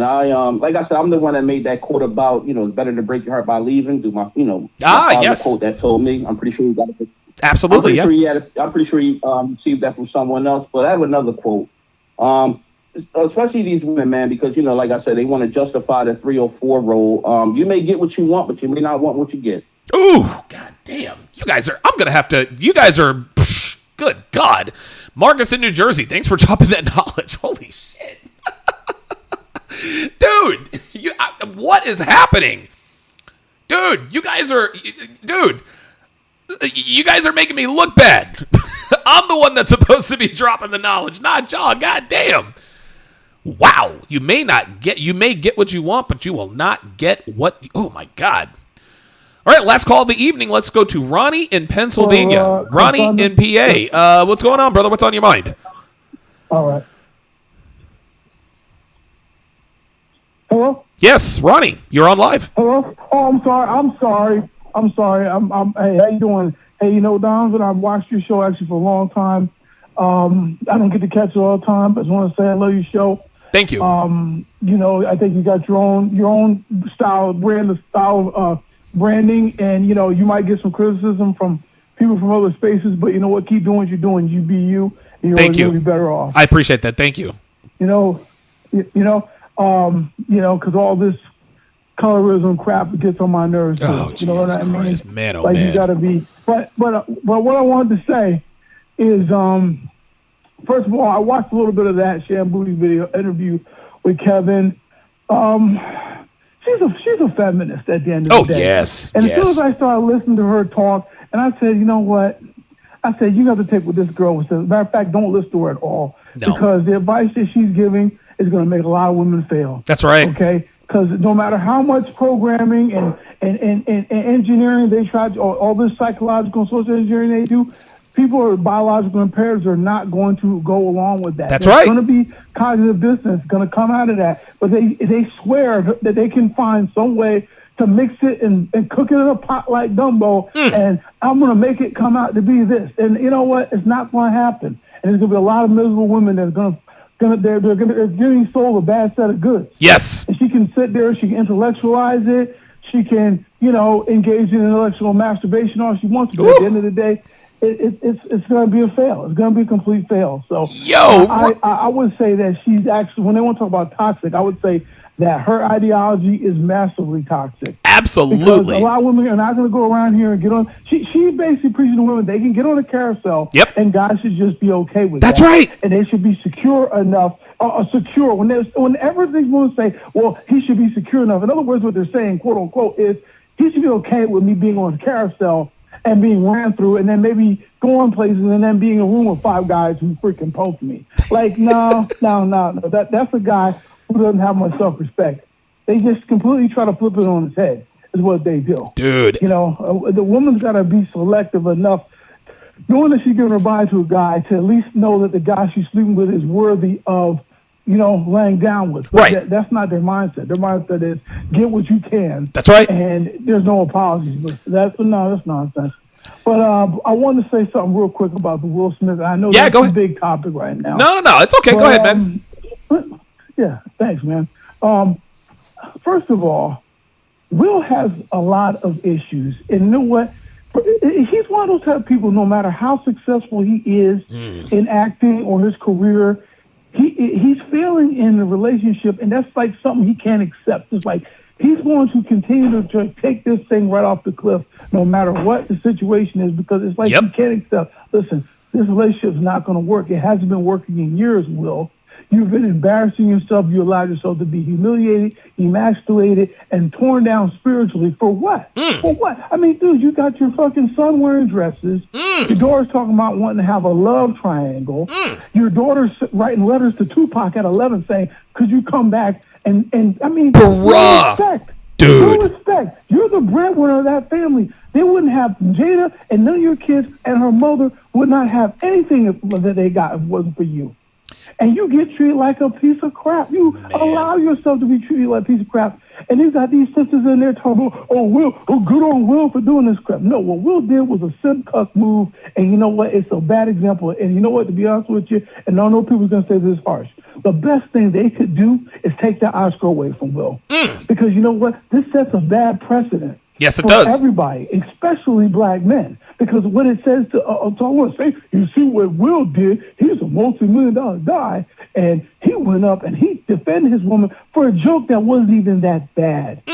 Okay? And I know some people will say that, well, Jada didn't tell him to, so that's not real proxy violence. But no, it is, because it's nonverbal communication. He knows his wife. He's been around her enough. Matter of fact, Carcino, I watched one of his videos, and he made a very good point, and I was thinking the same thing with that. Okay. He's been with his wife for a long time, and ultimately, even if he didn't do anything, when they went home or in the car, she would have tear that man down. Oh, you sat there and let that man say nothing to me, when you going to stand up and be a man. That's right. People don't know about what goes on behind the scenes. They don't know how ugly. I mean, the stuff you see on Red Table Talk, I'm telling you, I can tell she is a freaking bitch, man. Dude. She is, she's a parasite. And this is what gets you about Will. But you want to know something, though? I'm going to say this. Okay. I feel like Will's a little bit suspect. You know what I'm saying? Okay. I just feel like that, you know what I'm saying? Because I can't see why a man who's in that position, I can understand trying. Your kids are grown, Will. Yeah. So you can't use the excuse at this point and say, well, you know what? They're young. Most people have to stay because they say, look, my kids are young. My kids need me to be here because if they're with the mother, their life is going to be destroyed because she's worthless. Yeah, but their kids. Yeah, just like you said, his kids are grown, and if he were to leave, that's not going to psychologically damage them any more than Jada already has. Yeah, exactly. So it's about him. It's about him, and it's like, dude, you're never going to be able to look. Tupac pretty much alpha widowed. Yes, he absolutely alpha widowed Jada. Yes, he did. Yes, he did. So he can't. So she can't. So dude, it's not even about you. No. See, it's like he's trying to be a dead man that you're never going to beat, bro. You're never going to beat him because she's never going to. If you were going to beat that man, you would have beat him when he was alive. That's right. That's exactly right. You're not going to beat him now that he's gone. Okay? Because that woman was on there doing poems, crying about that guy's birthday every freaking year, and that has not changed. They've been married for over 20 years. Thanks, man. And it hasn't changed. But Will is just such a cuck and such a simp and so broken. And you know what else, too? You hear Will talk about, and this is why I'm going to tell you what I don't respect about Will. Okay. He talks about his father like he was a piece of shit, right? Oh, now, I didn't know that. I understand his father was mean to his mother. He was abusive. Okay, he talks about that, right? And I'm not defending that, none whatsoever. But here's my point.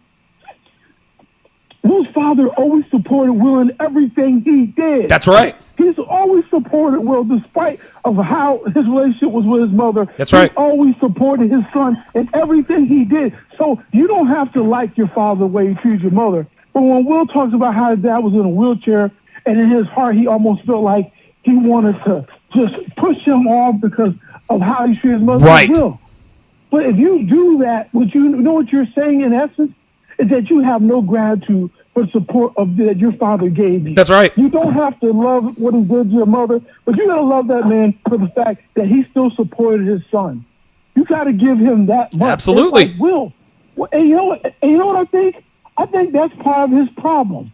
Okay. I think he's afraid that if he actually sticks up for himself, he's going to be too much like his father, or that he has the propensity to respond that way. Oh my God, I think you might be right. That, he says, but instead of doing that, he says, you know what? I'll just have to take the abuse. And Jada is so manipulating that she probably uses that against him too. Dude. Oh, you're going to be like your father? You're going to beat me? You know what? And egg it on. Oh, I'm going to tell you something. I can't understand for the world. If I'm going to tell you something, if there's any truth to the fact that Will Smith could have got with Margot Robbie, I can't have any sympathy for him. I cannot have any sympathy for Will. That's true. Dude, you have a woman who looks better than your wife. Yes. Younger than your wife. You probably got better cooch than your wife. Let's be real. Yeah. That shit's probably trash to you at this point, and you still want to be like, I got to stick up for my wife. You got Jada. You got Tiffany Hash's ratchet ass. Oh, my God. That's good on Will. I mean, you know what? I'm going to tell you something. Speaking of Common, you know what? Doesn't it seem like Common loves these fucking hood rat chicks? Don't it seem like he loves them? Remember he was with Jaguar White right before, and then now he was with like, I don't get it, man. Dude. Common, why don't you go for, I mean, you can get better chicks than that. Why do you like these hood rats so much? Well, because Common suffers from the same thing that Will Smith does. Thank you for using Blog Talk No! Goodbye. God damn it! Oh, that sucks! Dude!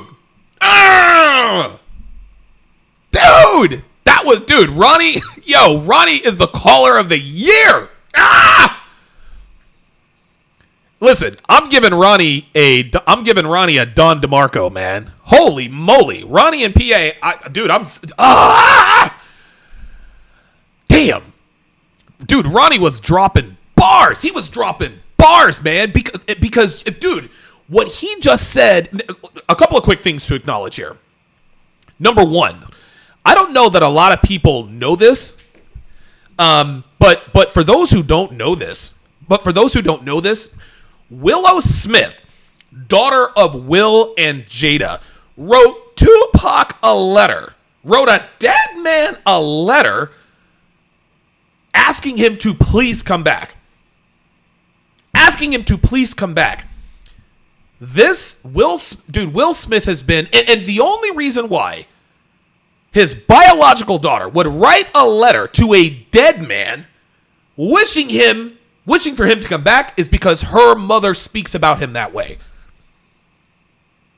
What kind of poisonous, toxic woman do you have to be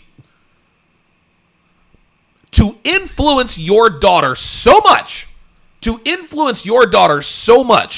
that she is writing letters to a man she never knew? Will Smith's biological daughter is writing a letter to a dead man she never knew, number one. Number two, Willow wasn't even alive when Tupac was alive. What kind of evil What kind of evil do you have to be? What kind of a degenerate do you have to be as a woman to influence your daughter, to disrespect your husband so much that your daughter, your biological daughter, is writing letters to a dead man asking him to come back because your mom is unhappy?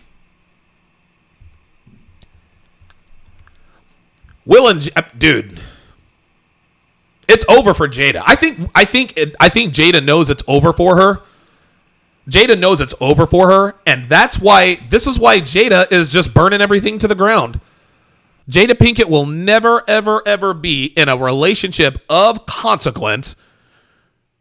She'll never be in a relationship again. I can't imagine any man who would want anything to do with Jada Pinkett. And she's not even worthy. And listen, we all know Will Smith is a simp. She's not worthy of carrying his last name. She's just not. She knows it's over for her, so she is just going scorched earth. She knows she is going scorched earth. There's still hope for Will. I know a lot of people don't think there is, but there's still hope for Will Smith, man. They're about the same age. Guess what? He's still young enough to be happy. I hope he can find happiness, man, because Will's not a bad guy. He's not a bad guy. He's really not. Jada Pinkett is evil. She's evil, man. And I'm never one to call somebody a bad person. Even women who do the alpha fucks, beta bucks thing. That's female nature. It is what it is. It sucks, but it is what it is. But for Jada Pinkett to put her husband through what she has put him through, it's just, you have got to be a special kind of evil. You've got to be a special kind of evil to influence your daughter so much about a man who is not her biological father, to have more respect for that man than your own father. Unbelievable. Unbelievable. Shout out to Ronnie in PA, man. Holy moly. Ronnie dropped the mic. Look, man, you guys saved the show.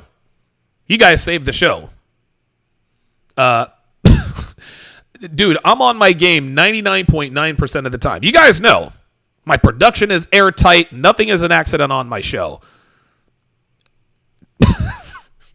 Tonight, my laptop is down to 8%. Tonight's been a shit show. You guys saved the show. Chris M with a $10 super chat says, Ronnie was on fire. Hell, I wanted Ronnie to keep going. Ronnie was dropping bars. Octavio Valle with a $20 super chat. Appreciate that. Blackmail Media, $5 says, Will and Jada's kids show how women teach the kids that even successful millionaires ain't important as fathers. Man, I'm trying to tell you guys, man. And for all these monkey simps out here talking about it's just all it takes is money. Nah, fam, no, money ain't money can't buy happiness. We all know that, and we all say, but it's a pretty good down payment. That's true.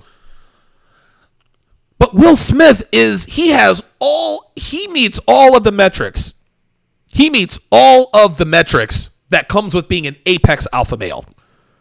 He's tall, he's good looking, he's rich, and he's a celebrity. Tall, good looking, rich celebrity. And he is miserable. Why? Because despite the fact that he's tall, rich, good looking, and a celebrity, Will Smith does not have game.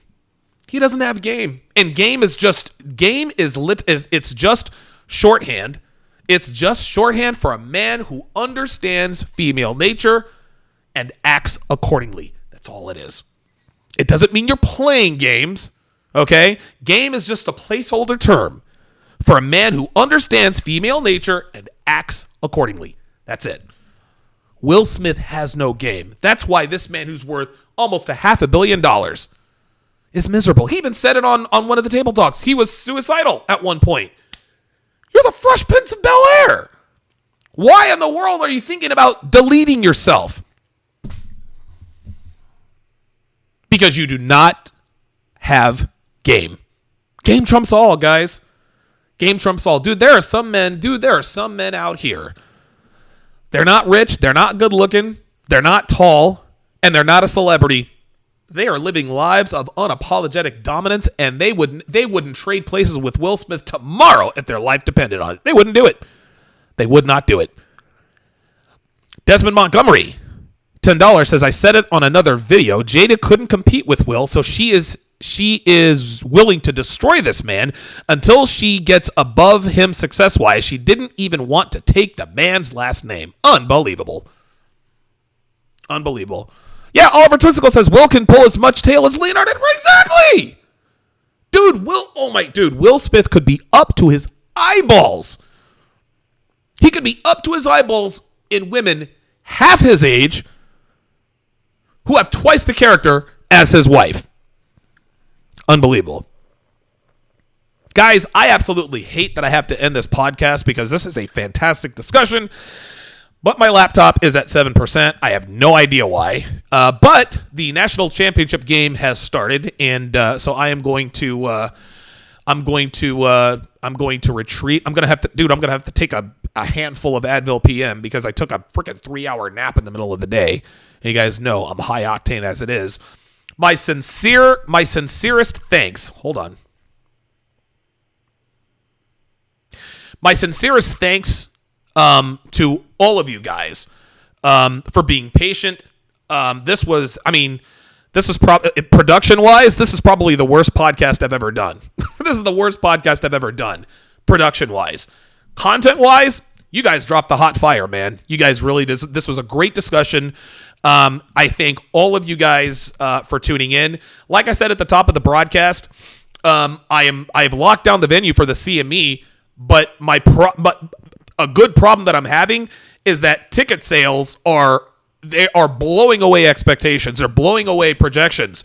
So I might actually have to change the venue.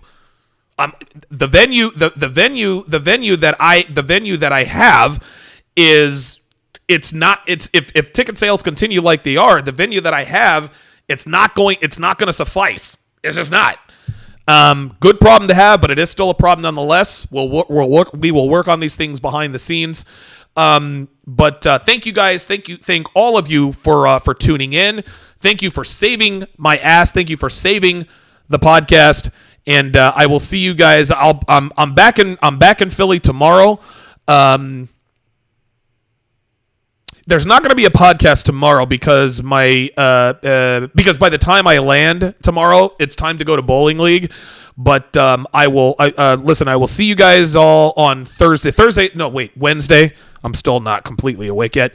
Thank you guys very much, and we'll